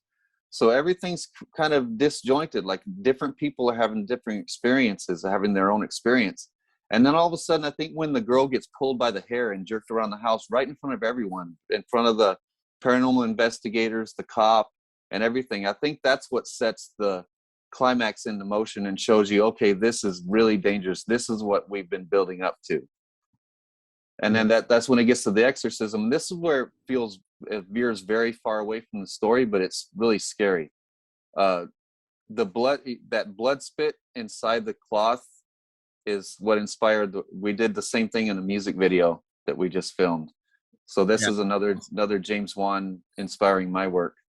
And then around that same time, the birds bombard the house. And while the birds are bombarding the house, you have this great floating camera throughout the house as you're catching all this chaos. Mm-hmm. And you're catching the fear on everybody's face as it floats through. Oh, awesome. Yeah. And then that surprising moment of really intense emotion when Lorraine reaches through the floor and touches the mom's head. as many times as I've seen it, it still gives me kind of chills, and just the emotion of that scene, because it's like a mother to a mother, you know, like begging with her, "Don't kill your baby. You're in there. Stop this thing." And then she just touches her head, and gives me the feels. It But definitely has. Maybe that's what makes it easy for, or maybe that's why audiences connect so much with the Conjuring franchise, because they're really popular in the mainstream. I kind of like feel like it's gone way beyond horror fandom in terms of who's fans of the Conjuring. Is the emotional connections that the audience feels with everybody in the movie, with the characters. I think that grounds it in something a lot more relatable than just a scare fest or jump scares, which this definitely does have. But I guess that's also what makes the jump scares feel more earned. There's a certain kind of like humanism in this movie, and in most of James Wan movies in general, but there's a very humanistic approach to the horror. Never forgetting, almost like Stephen Kingian, I would say. It kind of reminds me of how Stephen King places so much emphasis on the emotions of the characters and the relationships of the characters and aspects of the characters that have nothing to do with the horror of the story, but it makes you feel more connected with them when the horror does break out. Two things about James Wan: he really knows how to open a film, and he really knows how to close a film. And I think he really showed it on here with a perfect ending, where Patrick Wilson walks in with the music box and he puts it away in the museum. And you see it kind of going around, and you think you're going to see something in the reflection. Just when you feel like you're going to see something, it cuts off. Like, are we going to see something? Are we not? And then when it cuts off, it starts showing the pictures of the real people in the closing credits. Just a perfect way to end a movie like this. Yeah. And the other one is his excellent use of music. He really shows how great he is at using songs like "Time of the Season" by the Zombies, "In the Room Where You Sleep" by Dead Man's Bones. That's the Ryan Gosling's band. Such a great use. Wait, that's Ryan Gosling's band in this movie? Yeah, it plays while the paranormal team is setting up. It plays "In the Room Where You Sleep," and that's Ryan Gosling singing. Bastard. And then the other good song is "So Cold" by Breaking Benjamin. That's cool. That's really cool. I didn't realize that's Ryan Gosling. That guy's ridiculous, dude. Nobody should be that talented or good looking. I know. Come on. Right. Come on. That's ridiculous. You have to be a musician too. But anyways, I didn't realize that that's who that was in that song. But yeah, actually really good soundtrack. You would, it has to. I have this, like, it's not really a litmus test, but if you're doing the 70s or a 70s movie and you don't have a killer soundtrack, then you failed. I'm sorry. Yeah. You failed if you don't have a killer soundtrack with the 70s film. Yeah. Some trivia on this. The real Perron family actually visited the set of the film. And while the Warrens were not as big a part of the case as the film suggests, the family is still very fond of the Warrens and appreciates what they did do for them, or what they tried to do for them. And as far as the house in real life, 8 generations of family lived and died in the Conjuring house. The real documented deaths in this house include 2 suicides, a poisoning, the rape and murder of an 11-year-old girl, 2 drownings, and 4 men froze to death.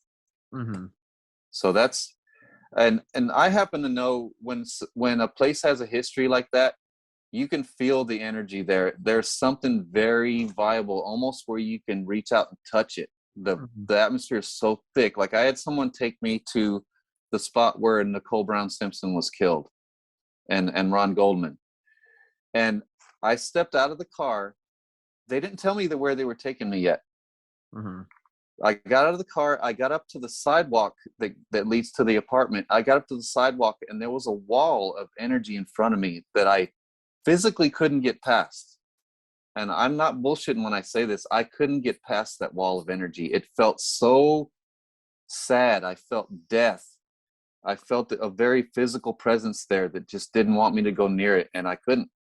So that's what I think is in play here, you know. So in the Philippines, Catholic priests were hired by theaters to bless the viewers after people reported a negative presence after the film. That's a lot of, I heard a lot of that. And then the production team built a 55-foot tree that's featured in the film with all those iconic shots outside the house. So that looks like a real tree to me. Yeah. I'd like to see how they made that 55-foot tree. Mm-hmm. That's pretty huge. So overall, just The Conjuring is an impressive film in every single way. Yep. Modern classic. The blockbuster horror franchise of our era. Yeah, just a perfect combination of everything that makes James Wan great, as far as I'm concerned. And you know, it's interesting.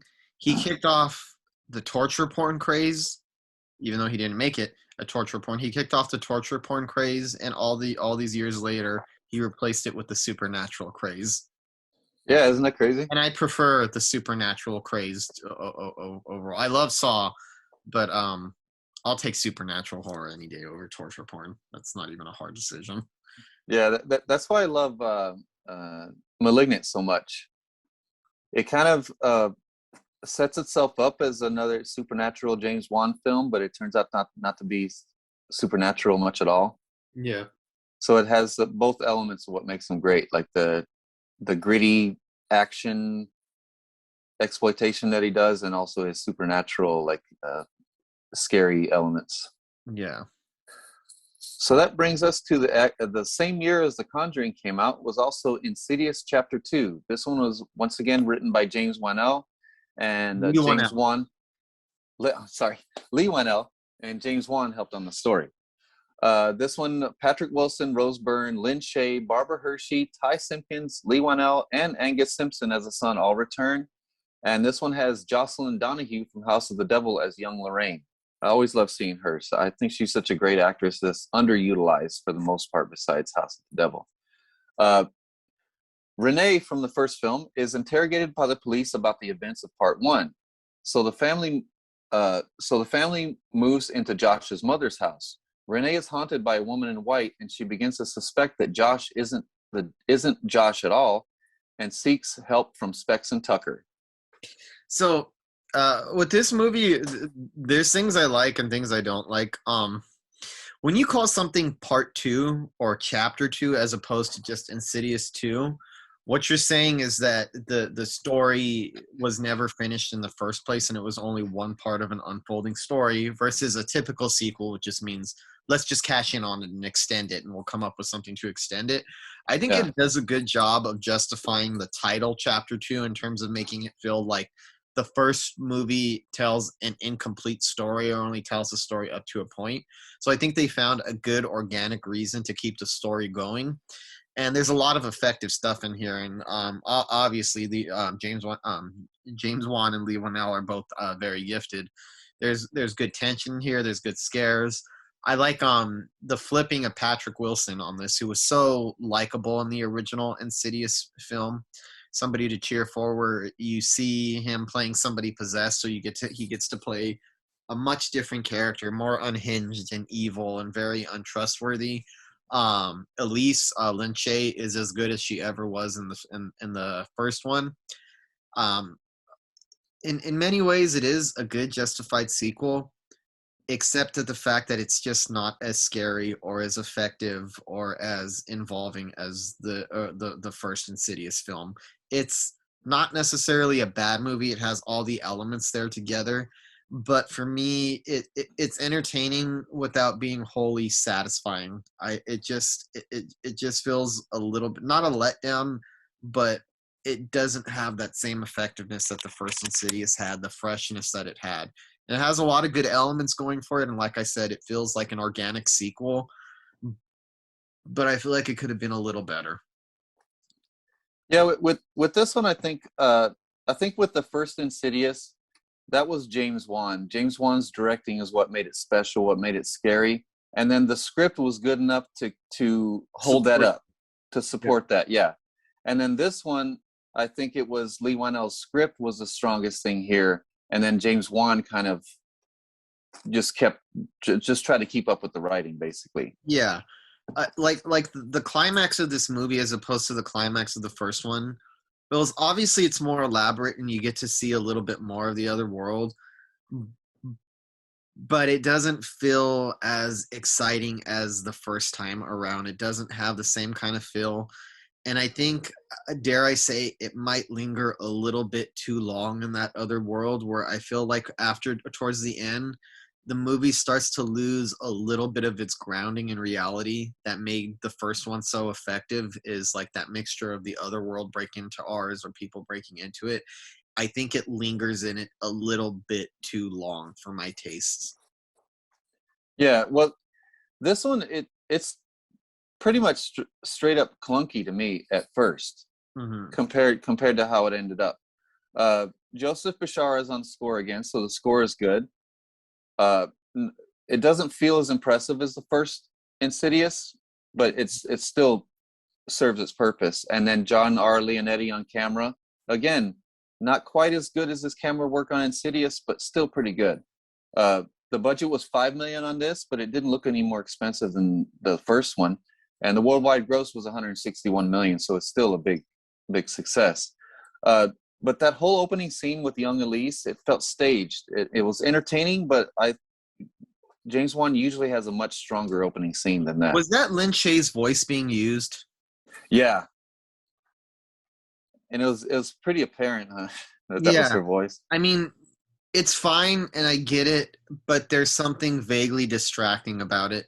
Where I was just, it's just one of those things where you, instead of getting into the opening scene the way you should, I'm sitting there thinking, did they dub Lin Shaye's voice in there? Or is that just like a really good imitation? No, that's Lin Shaye's voice. I'm like, that's not what you should be thinking. I don't think they needed to do that. I think there's plenty of things that show flashbacks with different actors, and I think you could buy it without shoving Lin Shaye's voice in there.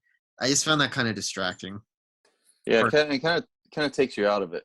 But yeah. But it's not a badly set up scene. It's just there's things about it that take you out of it a little bit. And it's an entertaining movie. Like, I was never not into what I was watching, if that makes sense, just because the way that it moves, and there's a lot of exciting events, and it's hard not to get into Patrick Wilson doing his evil best, hiding knives behind his back and all that, his mischief. And I liked a lot of things about this, and it just feels simultaneously like a justified sequel that continues the story in an organic way, and then draws it out too long. Once it's established itself as being an organic sequel, it starts to feel a little inorganic after a while. It just feels a little too drawn out. Well, for me, it's a good sequel that feels unnecessary, but I think it redeems itself by the end thanks to the writing. I was really impressed with the writing by the end, because all the callbacks to the original are so well done, and I think it really helps the film remain compelling and interesting. Like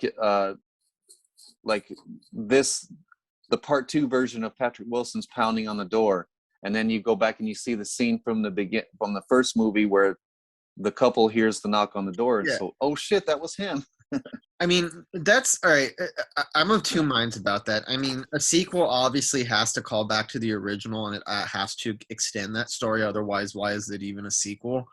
At the same time, I think the best sequels, the ones that really stand out, don't derive their power from the original film, if that makes sense. Whereas, like, that's effective, but if you've never seen Insidious, it's not going to mean as much to the audience if you don't understand what's being called back to, or if you don't understand. And I think it could have done a few more things just to make it stand out on its own, where there are strong connections. But like I said, you need to have watched the original to appreciate what it's going for. And I think the best sequels don't necessarily need that. And also, it had that bad callback to the original where the voice on the baby monitor. That voice on the baby monitor scene in the first one scared the shit out of me. And as many times as I've seen it, it scared the shit out of me when I've seen it again. But with this one, it has a very similar scene, but not really as effective. The camera work isn't as effective. I think you're too aware that it's trying to do that again. It's too self-consciously trying to recreate something that was effective the first time around, instead of carving out its own thing or finding, I was like, they should have found a new scare. You know what I mean? Yeah. But some of the scenes that I found really effective in this one, some of the more chaotic scenes were very effective to me. Like the toys jumping up when Renee's walking around the house. the toys jumping up, scaring the shit out of her, and you think that's all that's going to scare her, and then she turns around and that female ghost smacks the shit out of her. I love that scene. Yeah. And then the cans with string. When the cans with string make an appearance, you know that they're going to show up again later. Yeah. And it doesn't disappoint. I like the way they use the spirit speaking through the cans with the string. I love the aspect of good ghosts turn out to be bad, and the ghosts we thought were bad are good. I thought that was all well done, especially in the writing. Excellent climax, I thought, that achieves in overcoming whatever shortcomings it had in the beginning. So I think it ends better than it began for me. Okay. Yeah, but it's definitely, I think, in terms of James Wan's career, it's probably one of his more minor works. Yeah, I'd say Dead Silence than this. It's still better than Dead Silence, though. Definitely, definitely Yes. better. I think Dead Silence is on the bottom of James Wan's work. Yeah, it's definitely better than Dead Silence. And then Insidious too. And it's still a pretty good movie. So for this movie to be a second worst movie, this guy is good. Yeah. And most of the film was shot at Linda Vista Hospital. I think they tore it down now. But that Linda Vista Hospital is here in LA. It's been featured in over 30 films. And also, as pretty obvious, and Insidious was inspired by Poltergeist. Well, this one was inspired by Poltergeist too. So they went ahead and kept it up. Yeah, I could definitely see that. But I do think Poltergeist 2 is better than this. Still a good movie, though. So that brings us to 2015, when he got chosen to do Furious 7. I need to clarify for the audience members, just because I need to be honest. I've never seen it, Okay. so I can't really comment on it. Well, this one, I must admit, I was disappointed when I found out that James Wan was doing a Fast and the Furious movie, because I seen the first one and I wasn't that impressed with it. Surely not enough to watch any more of them. So I had only watched the first one. I hadn't watched any of the others, and I still haven't, by the way. But this one, it's James Wan shows his greatness in Furious 7. He still does. But what is even more impressive is that he didn't make it a James Wan film. He put his stylistic flair in there and his skills, but he made it very much in that world. He kept the melodrama, the family bullshit. He kept all that and them finding convoluted reasons to get into these big, huge action sequences, but still just the best of what that franchise is, I think. Okay, so it was a fun movie. Yeah, and he used pretty much that exact stunt. Paul Walker does the pretty much the exact stunt that Kevin Bacon does in Death Sentence. So that proves to me that they saw Death Sentence and they're like, let's give this guy a big budget and see what he can do. Yeah, And knocked it out of the park, over $1 billion. I mean, good for him. I mean, like I said, I'm not really too keen on the Fast and the Furious movies. It's not my thing. I have a hard time getting into this kind of stuff. But I mean, I could tell you though that watching Death Sentence, I could totally see a studio exec looking at that sequence and going, "Fast and the Furious, this guy needs to make it. I know he can do good." So yeah, I'm happy for him. I'm glad he made it, but maybe I'll watch it at some point in the future or anything. But I don't know. I'm just not into that franchise. I'm not into that kind of action film. But you can see why he's a studio darling. That Yeah. he took it and applied his skills without trying to shoehorning anything that didn't fit.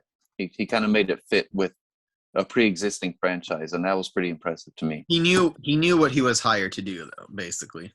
Yeah, exactly. Okay. So now, thanks to that one and Aquaman making like $1 billion, now he has free reign. He can make these big studio films, and then he also, it's part of his contract that he can make some lower budget horror films. Yes, make more James Wan.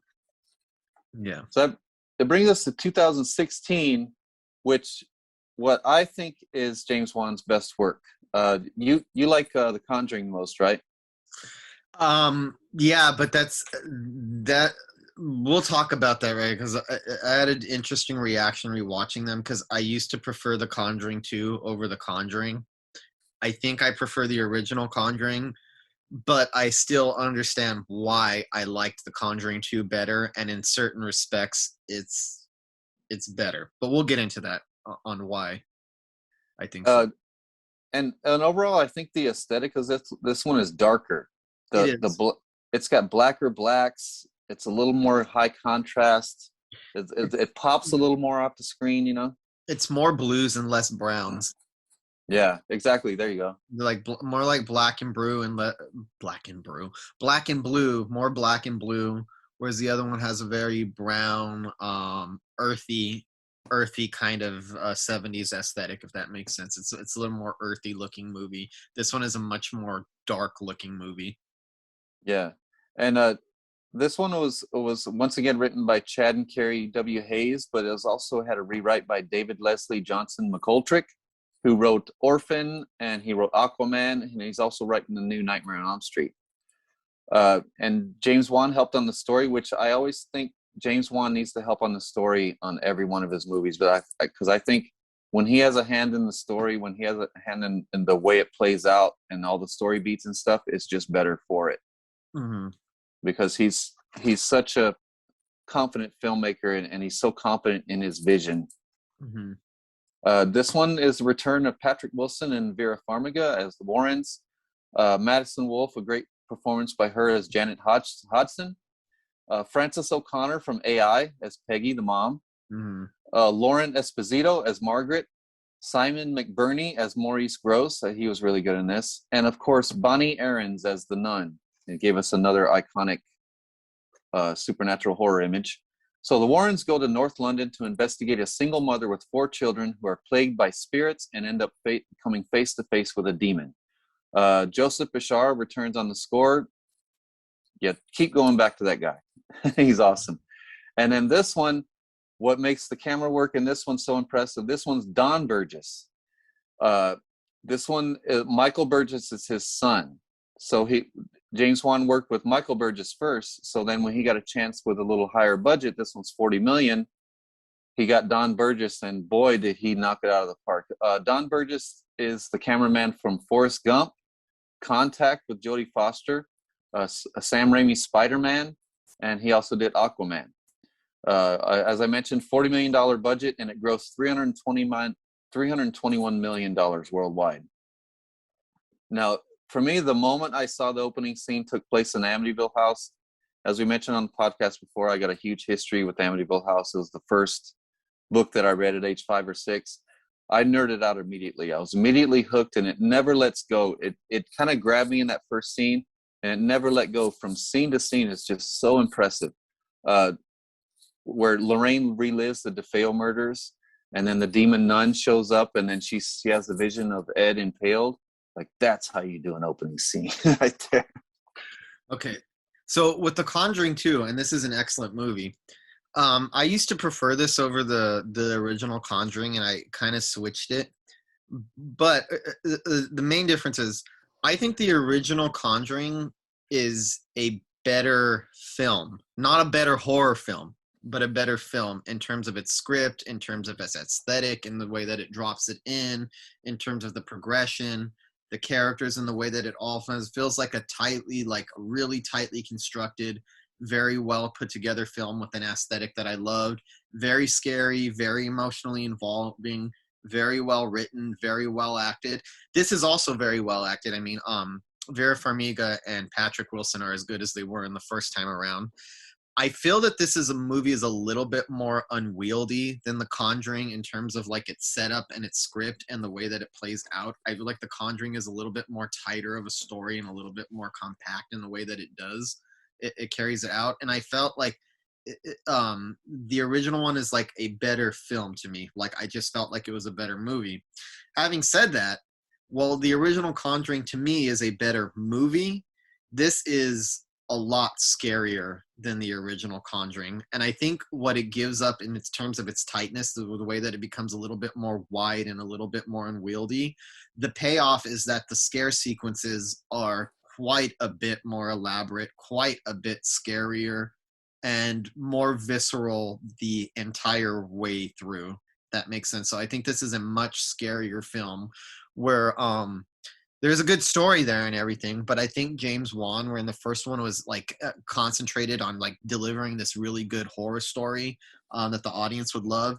This one, his concern seems to be a little bit closer to, I gave you that. Now what I'm going to do is I'm going to scare the shit out of you this time around. I'm going to, like, if you were scared the first time, I'm going to work overtime to scare the shit out of you. It almost reminds me a little bit of Dario Argento, although much different from anything that Dario Argento ever directed. But in terms of the elaborate effects that you could almost see the staging, which I liked how staged it is. I think that's part of what makes it effective. But all of those really drawn out suspenseful sequences, like the ball coming out, and you waiting, the camera, the tension that builds up, the camera that goes through, the nun sequence with Lorraine Warren when she's investigating into the room, and then it grabs the picture and runs at her. The Crooked Man, the extremely violently visceral climax at the end, where I feel like it might have sacrificed a little bit of the cohesion of The Conjuring, but it more than makes up for it by just being elaborately scary as fuck. So I would say it's a better horror movie than The Conjuring. Definitely, it's a lot more visceral and a lot more tense, and there's a lot more dedication. Also, I kind of feel like there's good relationships in here, but I feel like James Wan is aware that the audience has already established who these people are, so his concern was a little bit more on the horror end of things this time around. And I like in the opening scene how they show the vision of Ed being impaled, and then the rest of the movie is kind of careening toward that moment, and you can feel it. Every second of it is careening toward that moment, especially in Lorraine's reaction to everything. You see the desperation in her face and in her voice. Yeah, that she knows that's where the events are heading, and she can't do anything to stop it. I thought that was really effective. And part 1 and 2 are very close to me. Like, in a lot of aspects, I can't really decide which one I like better. And even when you were saying that the Conjuring was a better film, and I was rewatching it, I was like, maybe it is a better film. But what puts this one over there is, like you said, this one just scares me more. If it scared me more, then it's better to me. Yeah. I could definitely see that. It's a weird thing where I felt like maybe just rewatching The Conjuring, I was just impressed by the whole thing, just how it fires on all cylinders, which is not to take away from this, but there's a much more concentration on different elements this time around, where it didn't feel as tightly focused the way that the original did. But holy crap, is it a lot more terrifying and a lot more dedication into trying to grab the audience. And which makes sense, because you've already seen The Conjuring. If you want to follow up a sequel to a horror, you got to try to find a way to shake the audience up a little bit more. And I think he found some very successful ways to do that. And I think I kind of prefer the original one as a movie in a certain way, where it's something that you mentioned earlier when you were talking about The Conjuring.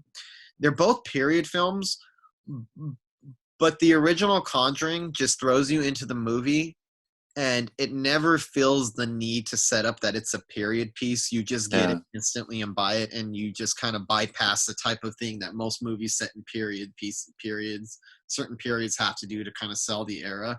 I feel like this one had to go a little bit further in trying to sell the period aesthetic and what it is. Like the shots of, like, with the Clash playing London Calling, and you see, I mean, that's all good stuff. It's not a criticism of it. That's all good stuff.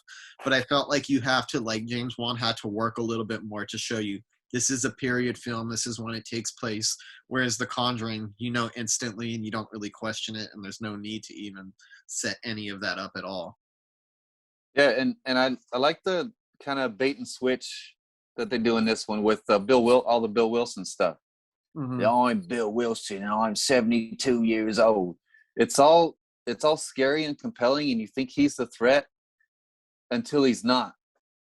Yeah. And then the nun takes over as the threat. And then I love that scene that you mentioned with the nun in Ed's study with the painting. Instantly classic scene right there. Scary as hell. The Crooked Man, I really love that because I actually thought it was CGI when I first seen it. I was like, CGI, but still so good. It's not CGI. That was really a tall, skinny man in a costume. So the whole Crooked Man music box was all really good. I liked how the Warrens were fooled into thinking it was a hoax, and they just leave, and they're kind of bitter that the family made them go through all that, and it was them all along. But then that manipulation felt reminiscent to my experience, and then when the demon nun makes their appearance, and she looks like the demons that I saw when I had my experience. So I was deeply frightened in the theater. I got tears in my eyes. I was scared so badly in that one. Yeah. So just that moment right there, just me being so scared that tears in my eyes at this age, it was always going to be one of my favorite horror films after that. Another intensely emotional scene in the climax when Lorraine tries to get into Ed before her vision comes true. You just hear the desperation in her voice, her screaming, that guttural scream that comes from her gut, dude. Yeah. You feel the emotion, you feel the fear, you feel the horror, you feel everything in that scene. Another great use of music, as you mentioned, London Calling by the Clash. Yeah. Bus Stop by the Hollies. I love the use of that. I started a joke by the Bee Gees. That's actually probably my favorite use of music in the movie was I Started a Joke. I had forgotten that song existed until I watched this again. Yeah, that's such a sad song. And then Can't Help Falling in Love by Elvis Presley. So they have the actual song, and then they have Patrick Wilson singing. I thought that was such a sweet scene when he was actually trying to calm the kids by singing to them because they were so scared. I thought that was really sweet. And if Does Patrick the Wilson, lip curl really well? Yeah. The Elvis lip curl. yeah, and that's another one. If Patrick Wilson wasn't so fucking likable, that scene would not have worked. It would have come off as really cheesy and hokey. Yeah, it has the potential to be very hokey if you don't have the right actors to sell it.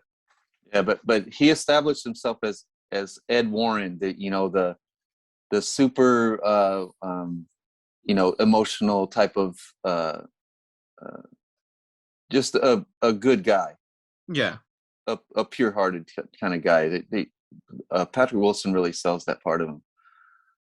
And James Wan was actually offered what he says a life-altering amount of money to do the next Fast and the Furious, which is The Fate and the Furious, but he turned it down to do this one.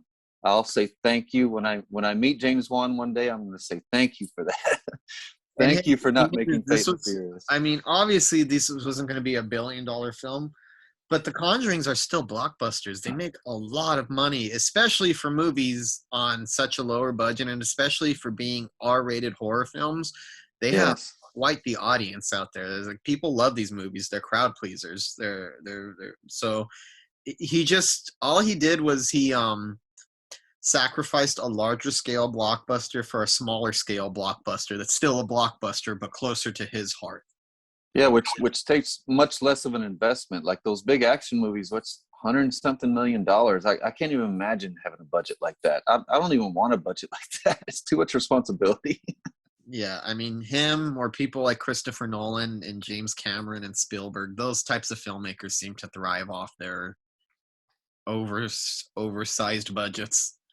But why can't more directors do that? Why can't more directors hit the payload with $1 billion movie and then go back and do a smaller scale one? Why don't more directors do that? They always want to go bigger and bigger and bigger. Like Nolan. I mean, it's not a criticism because I'll give Christopher Nolan credit. He does make original blockbusters. Aside from the Dark Knight films, all of his stuff is pretty like original blockbusters. But it does seem absurd how every movie of his is bigger scale than the last one. Where this is going off a little, but I felt like his last movie, Tenet, was so over the top and so massively scaled that it almost came across like a parody of Christopher Nolan films. Agreed. It almost came across as a parody of that. Definitely. But, yeah, I don't know. I think some filmmakers just get addicted to that. And probably helps that James Wan is a big genre guy, and a lot of that stuff is lower scale, and I think his love for that is probably what brings him back. Whereas somebody like Chris Nolan, you look at what his favorite movies are, and they're fantastic movies. His favorite movies are 2001: A Space Odyssey, Blade Runner, Alien, which is all great movies, but he's into the original Superman, Christopher Reeve Superman, the Richard Donner one. That's one of Christopher Nolan's favorite movies. Like, I could see that makes sense given what his love of cinema, the type of stuff that he loves. That makes sense that he goes so large every time. And it makes more sense with James Wan, who's more influenced by David Lynch and Dario Argento and those types of filmmakers, that he would have more of a proclivity to turn down some of the bigger budgeted stuff to go a little bit smaller.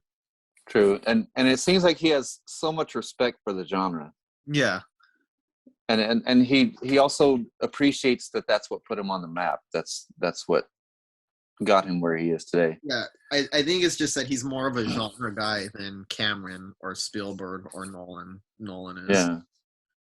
So, but just a couple of more little trivia bits for The Conjuring 2. Vera Farmiga suffered from swollen lymph node from screaming in over 50 takes in a row. So she couldn't even speak when she did the little press junket. So she really went all out. And you can tell by the way she screams. Wow, what a scream on that woman. that gives me anxiety, the idea of swollen lymph nodes. I'm sorry, Vera. I know. I know. I don't like hearing about that. 50 takes of screaming like that. I can't even imagine. And also the Society of Psychical Research in England determined that this case in real life, they determined that this case was recurrent spontaneous psychokinesis, which was the cause of the events before the Warrens arrived. Mm-hmm. Now there's a movie about this. I think it's called the Enfield Poltergeist. It was made by the BBC. Not nearly as good as The Conjuring 2, but a solid little movie. If you want to see everything that happened before the Warrens got there, that's a good movie to watch. But to me, that's a more ridiculous explanation. Because to me, it's just as likely that there are spirits or demons after you than you spontaneously making things fly around the room like heavy objects with your brain. You know, I think it's just as likely that there's ghosts. Like Carrie? Yeah, exactly. Telekinesis. Yeah. So they said that they determined that that's what this case was. Telekinesis? Yeah, Maurice Gross, the guy that stayed there, says he was there for months before the Warrens arrived, and that's what he determined. I think they were just that it means was he's not a unexplained. skeptic, though. Yeah, because that's still very supernatural. That's not something that you would think of as in the natural world. That's interesting. Yeah, and that reminds me of another good performance, and it's Franca Potente from Run Lola Run. She was that annoying as hell skeptic. Wait, that's her? Yeah. Oh wow, I didn't realize that was her. I loved her in Run Lola Run. She's so cool in that movie, and so like punk rock and so likable. And here she's stuffy, but you know, I know she was so opposite in this one. Yeah, yeah. I love Frank. Yeah, I love her. So then, let's see, a couple of years after The Conjuring 2, that's when he got Aquaman. Another one. I've seen Aquaman, and the reason is that I'm more of a comic book nerd than like an action movie person per se. It's just that comic book movies so happen to be action stuff. So I love comic book stuff. So this was a much faster thing for me to go see than the Fast and the Furious. And this is another one that had James Wan's style and his skill, but he just didn't shoehorn anything in there that takes you out of the movie. It's so 100% a superhero movie. And I think it's among the best. It's great for what it is, just like his Fast and the Furious movie. What I kind of like about Aquaman is that I think it doesn't feel like a superhero movie to me. It feels like an adventure film. It definitely feels like a big budget blockbuster, but it reminds me of something more like the Clash of the Titans than it does like Sam Raimi's Spider-Man or Chris Nolan's The Dark Knight films or like the MCU movies or even Zack Snyder stuff. It has where Aquaman doesn't even come across as a hero sometimes. Not like he's not the protagonist, but it's more of like an adventure film, like a fun film that the audience can get on. And by the end, obviously, he becomes Aquaman and the superhero. But it has a very fun quality to it, and I think it was a good adaptation of that character. And let's be honest, what he did for Aquaman, that character was a joke in most circles. When you think about what Aquaman was, people always made jokes about him, about his uselessness as a superhero. It's always been clowned on in pop culture.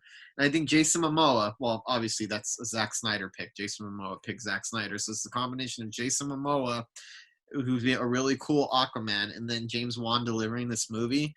I feel like it's kind of erased the previous pop culture associations with Aquaman as a joke. Like, I feel like that's gone now.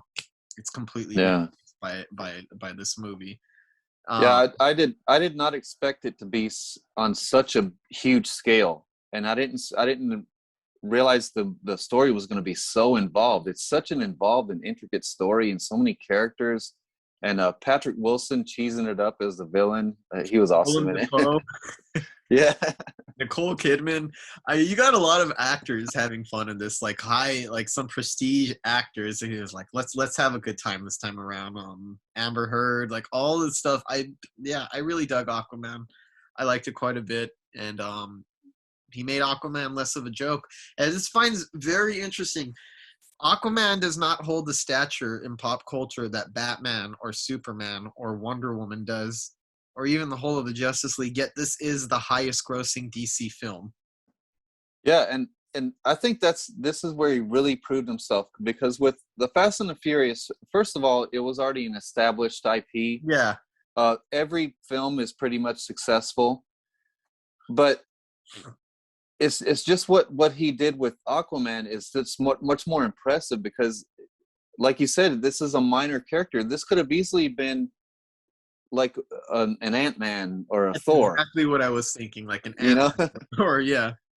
But the fact that it blew up into being, it didn't have that established crowd, that established IP. This could have very easily flopped, or very easily just been a mid-level success. But the fact that he made this as his second billion-dollar film, that showed what a great director he is.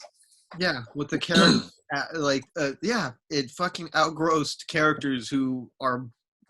I mean, I don't think that's even a debate that Batman, Superman, and Wonder Woman are all far more popular characters than Aquaman, and I think that just speaks to the movie itself, the way that people responded to the film. It wasn't just.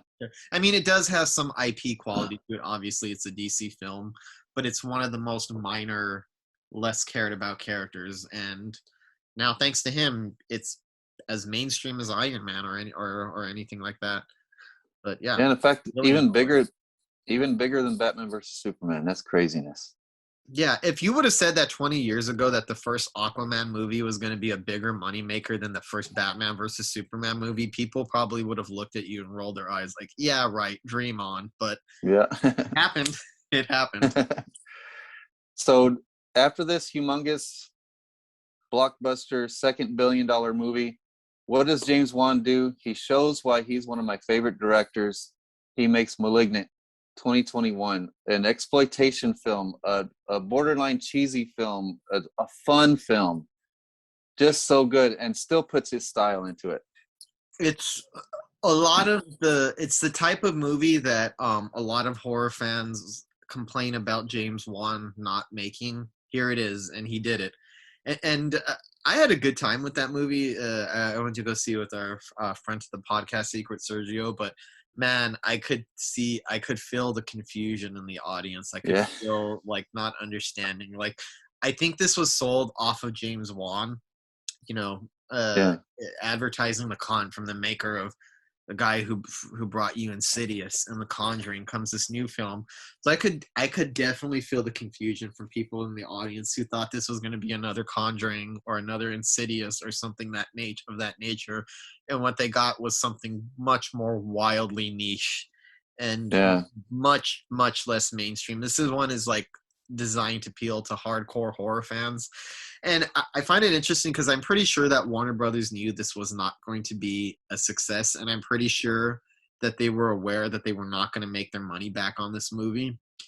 But they had to do it because this guy has made them billions of dollars, and whatever he lost on Malignant, I guarantee you is more than made up for by Aquaman. And I guarantee you, Aquaman 2, which is his next movie, is gonna more than make up for any losses that any financial hits that Malignant took. We know that Aquaman is gonna erase all of that. But I like that. I love that he knows that and he's aware of that and he doesn't give a shit. He just wanted to make a good movie to appeal to fans.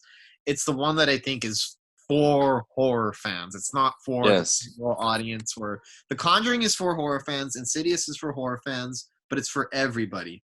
This is not for Yeah. everybody. This is for connoisseurs, yeah, and hardcore horror lovers. And that's what I dug about it. It's a different flavor of horror than James Wan usually does. I think he does it very well. I think it shows that he understands what makes those Giallo movies work and what makes them so good.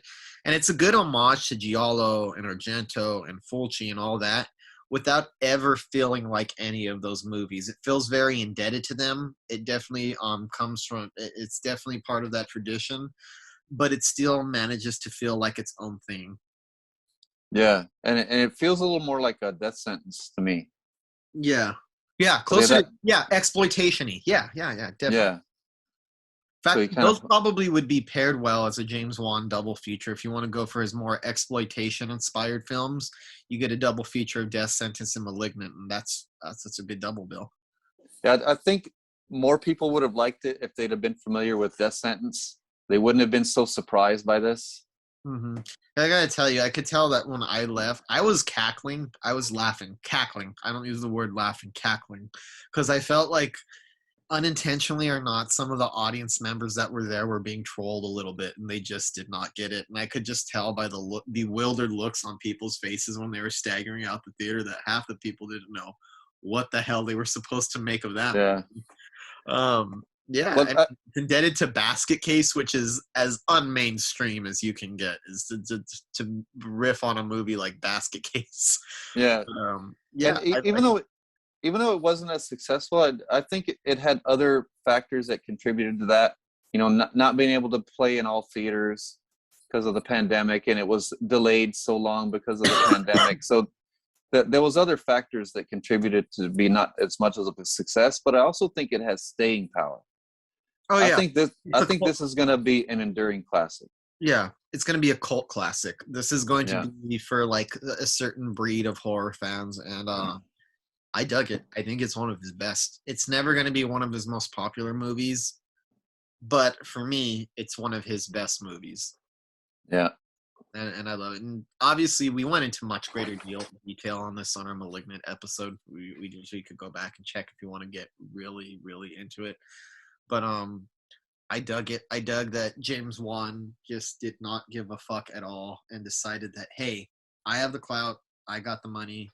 I'm gonna make something. I don't care if it appeals to everyone. It's going to be good, and I love that. I love it. I love divisive films. I have a very high appreciation for divisive horror movies. I feel like the more the audiences are divided, the more likely I'm gonna like it. Which says something about my perverse taste, but whatever. And I was impressed, but once again, by the score from Joseph Bishara once again. Mm-hmm. Another great score, but different. Yeah. He's not a one-trick pony, just like James Wan. He can take a completely different dynamic and make it fit perfectly. And on this one, the cinematography was done by Michael Burgess instead of Don Burgess. So that I thought that was kind of funny. He gets a Don Burgess's son he gets Michael Burgess. He gets Don Burgess's son when he does a lower budget movie, and then he does a little higher budget movie, and he gets the dad. Yeah, the more experienced one. Yeah. But it's over the top and exaggerated from the first frame. Which I loved. Wide variety of camera shots, which we're used to seeing from James Wan, handheld, steady cam, tilted, tracking shots, spinning shots, everything. Awesome locations. It makes you think it's about one thing, but it's another. You know, it makes you think it's supernatural, but it's not. It makes you think it's about domestic violence, but it's not. The cop element was great. They're interesting. They stand out. Their investigation feels giallo as it unfolds. The music is subdued a bit and then goes big and retro. I like the difference of it being really subdued and then it goes crazy. You got a great. Go on. I'll just say you got a great weapon. You got that great shot from inside. The great shot from inside the washer that kind of flows into a scare. Perfect. Dude, so many great things. One of the coolest, if not the coolest looking weapon I've ever seen in a horror movie. It's so beautiful and it's so over the top and so gloriously designed. And I love the weapon. It's just fantastically visually. It's like, it's beautiful. If I had that weapon, I would display it in a glass case just for people to gawk at and look at. Yeah. Really cool, creative, and it has the best sense of humor, obviously, out of any of James Wan's films. And of course, being what it's indebted to, a lot of the exploitation movies, which have some campier elements to them. I enjoyed the camp that he brought to this and the over-the-top visceral quality, and especially the performance. I forgot the female cop. God, she was hilarious, dude. All of her line readings, the things that she did. And I think the thing that sticks out in my mouth, and I mentioned it on that podcast, is the way that she is talking about how she discovered something very crucial to this case, and her reaction is to flick a lollipop into her mouth. Yeah. What was that? I don't know what that was, but it was funny. Nicole Brianna White. Oh yeah, awesome. I loved her in that movie. Yeah. I think the key to enjoying *Malignant* also is to have fun and loosen up. Do not take it so seriously, and don't be afraid to laugh a little bit, because yes, James Wan is trying to make you laugh here and there. He is trying to scare you. He is trying to jar you. But yes, that humor, it's intentional, and you can lighten up a bit. This isn't The Conjuring. No, I mean, come on. He dropped a women in prison scene in the middle of this movie. Yeah, and there's exploitation. Zoe Bell has a fucking mullet. It's great.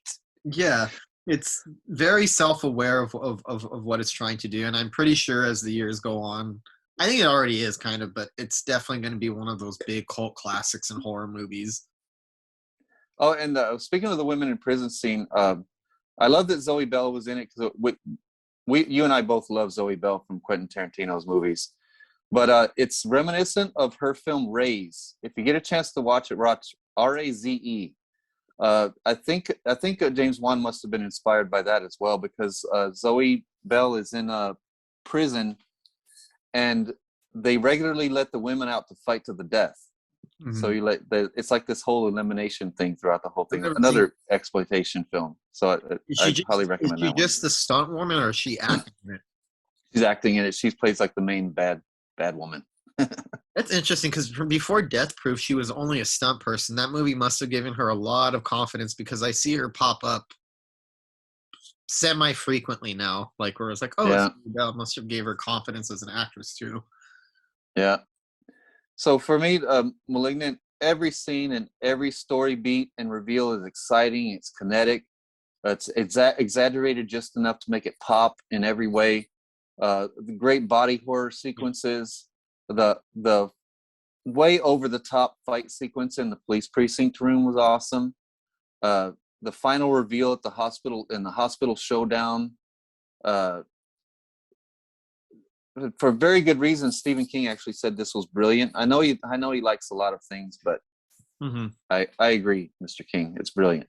And the Gabriel action scenes have no CGI. It's Ukrainian actress, professional dancer, and contortionist featured on America's Got Talent. Could totally see that. I forgot to get her name. Damn it. Yeah, but yeah. James Wan is currently filming Aquaman and the Lost Kingdom, so that's his next project. Yeah. I imagine he's probably going to do a horror movie or something smaller scale after Aquaman. But regardless, I'm looking forward to it. I like the original Aquaman. As I mentioned earlier, I'm a comic book nerd. So even when those movies fail and they're not that great, I'm probably going to still see them anyway. And Yeah. I don't think this is going to be the ones that's going to fail, but I'm looking forward to it. I like the first Aquaman. And I've loved James Wan ever since The Conjuring, and every movie makes me love him even more. And this one makes me even more excited for his next project because he was so unpredictable with this one. Mm-hmm. Like so you can't predict what he's going to do next, so I can't wait. After Aquaman. After Aquaman, yeah. I'm sure you're looking forward to that too, though. Yeah, I mean, I was kind of mad that he kind of went off in the blockbuster direction, but that's another reason why I love *Malignant*. I said, yes, come back to us, James. Mm-hmm. Hey, he can do both. And if you can do Yeah. both, do it. Do it. Good for him. But yeah, that's James Wan. Very gifted filmmaker and one of the premier blockbuster filmmakers of our era. I'd say he, like I said earlier, even though people don't class him in that category, to me, he's like a Spielberg or a Nolan or a James Cameron in terms of the billion-dollar films that he makes and the franchises that he's able to spawn and the popularity that his films are able to generate. And movies like The Conjuring, to make hundreds of millions the way they do, while being rated R, is actually quite an achievement. He's a trendsetter. I mean, if you think about the trends that The Conjuring and the Saw franchises did, he knows how to do small scale exploitation with movies like *Malignant* and *Death Sentence*, and he also knows how to do crowd pleasing horror, and he knows how to do big blockbusters, as evidenced by *Aquaman* and apparently *Fast and the Furious*, which I didn't watch, but I believe it's probably well directed. And then the more you see all those big, compilations, big collages of horror characters and horror villains, you keep seeing more and more James Wan creations popping up in those. And those, yeah, and all those little art pieces and those fan drawings. But yeah, so that's James Wan. We're looking forward to his next project after Aquaman and whatever's coming after that. Very, very gifted filmmaker. Yeah, We got to do this more often. We have to do this for Mike Flanagan at some point. Oh yeah, because he's another one fast rising as one of the greatest voices in horror. Yeah, and not as mainstream, I would say, as James Wan, but brilliant. But brilliant. I mean, he's kind of mainstream. I mean, his stuff is big. I'm not going to say like The Haunting of Hill House was a big hit, but he goes for something different. But we'll get to that eventually. Yeah, I love that he writes all his own stuff. Yeah. Because James Wan's a great filmmaker, but it really stems on who's writing the script if he's going to make a great film or not. Yeah, where Mike Flanagan is very driven by his writing and the type of characters that he writes. But yeah, so if you haven't checked these films out, which I'm pretty sure most of you have, check them out. If you've been skeptical of any of them, just give them a try. Really talented filmmaker. We're going to do more like this in the future.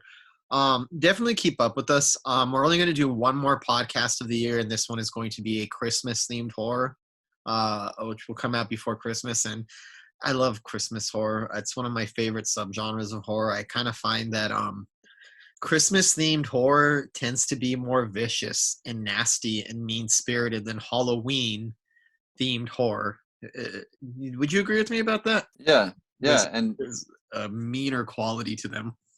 It gives horror fans a reason to like Christmas, because I know a lot of horror fans hate Christmas, and especially when Halloween comes around and everybody starts putting out Christmas shit before Halloween's even over. Yeah. So all the mini Christmas horror films make everybody feel a little bit better about it. And by the way, look, there's more and more come out every year. Look at how many there are compared to a few years ago, dude. I have to make a confession that's probably going to get my horror credentials revoked in some circles. I love Christmas. Yeah, me too. I like that time of the year. I don't like committing it to horror fans. I was like,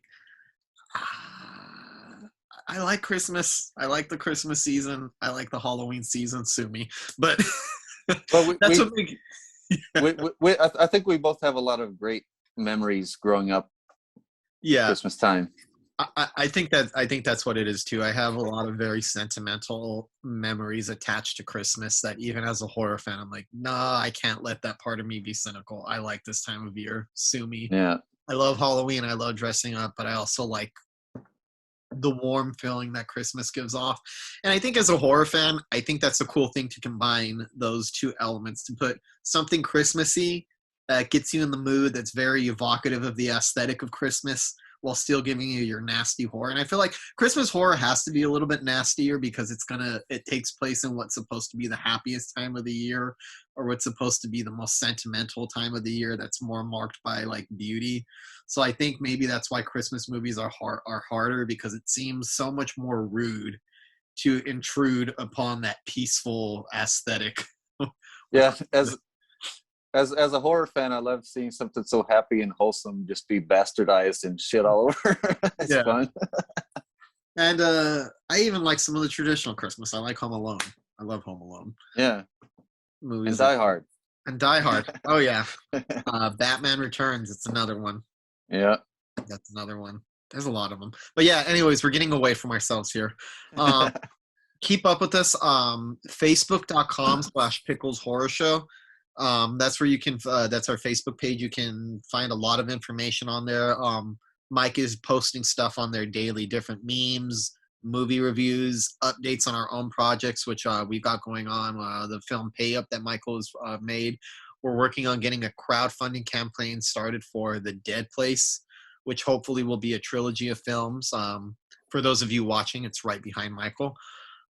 Lots of projects that we're doing right now. Keep up with us on TikTok as well if you want to see little bite-sized clips of what we do. That's at Horror Show Official. Mike runs the Facebook page. I run the TikTok. And we keep saying it. Eventually, we're going to update the Instagram because we've had troubles with that app, but we'll fix it.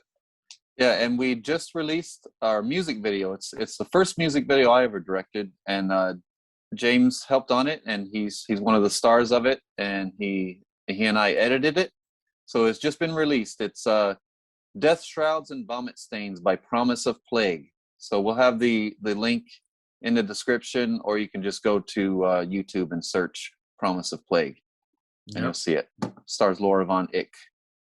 Perfect. Well, till next week, folks. Happy horror. Happy horror.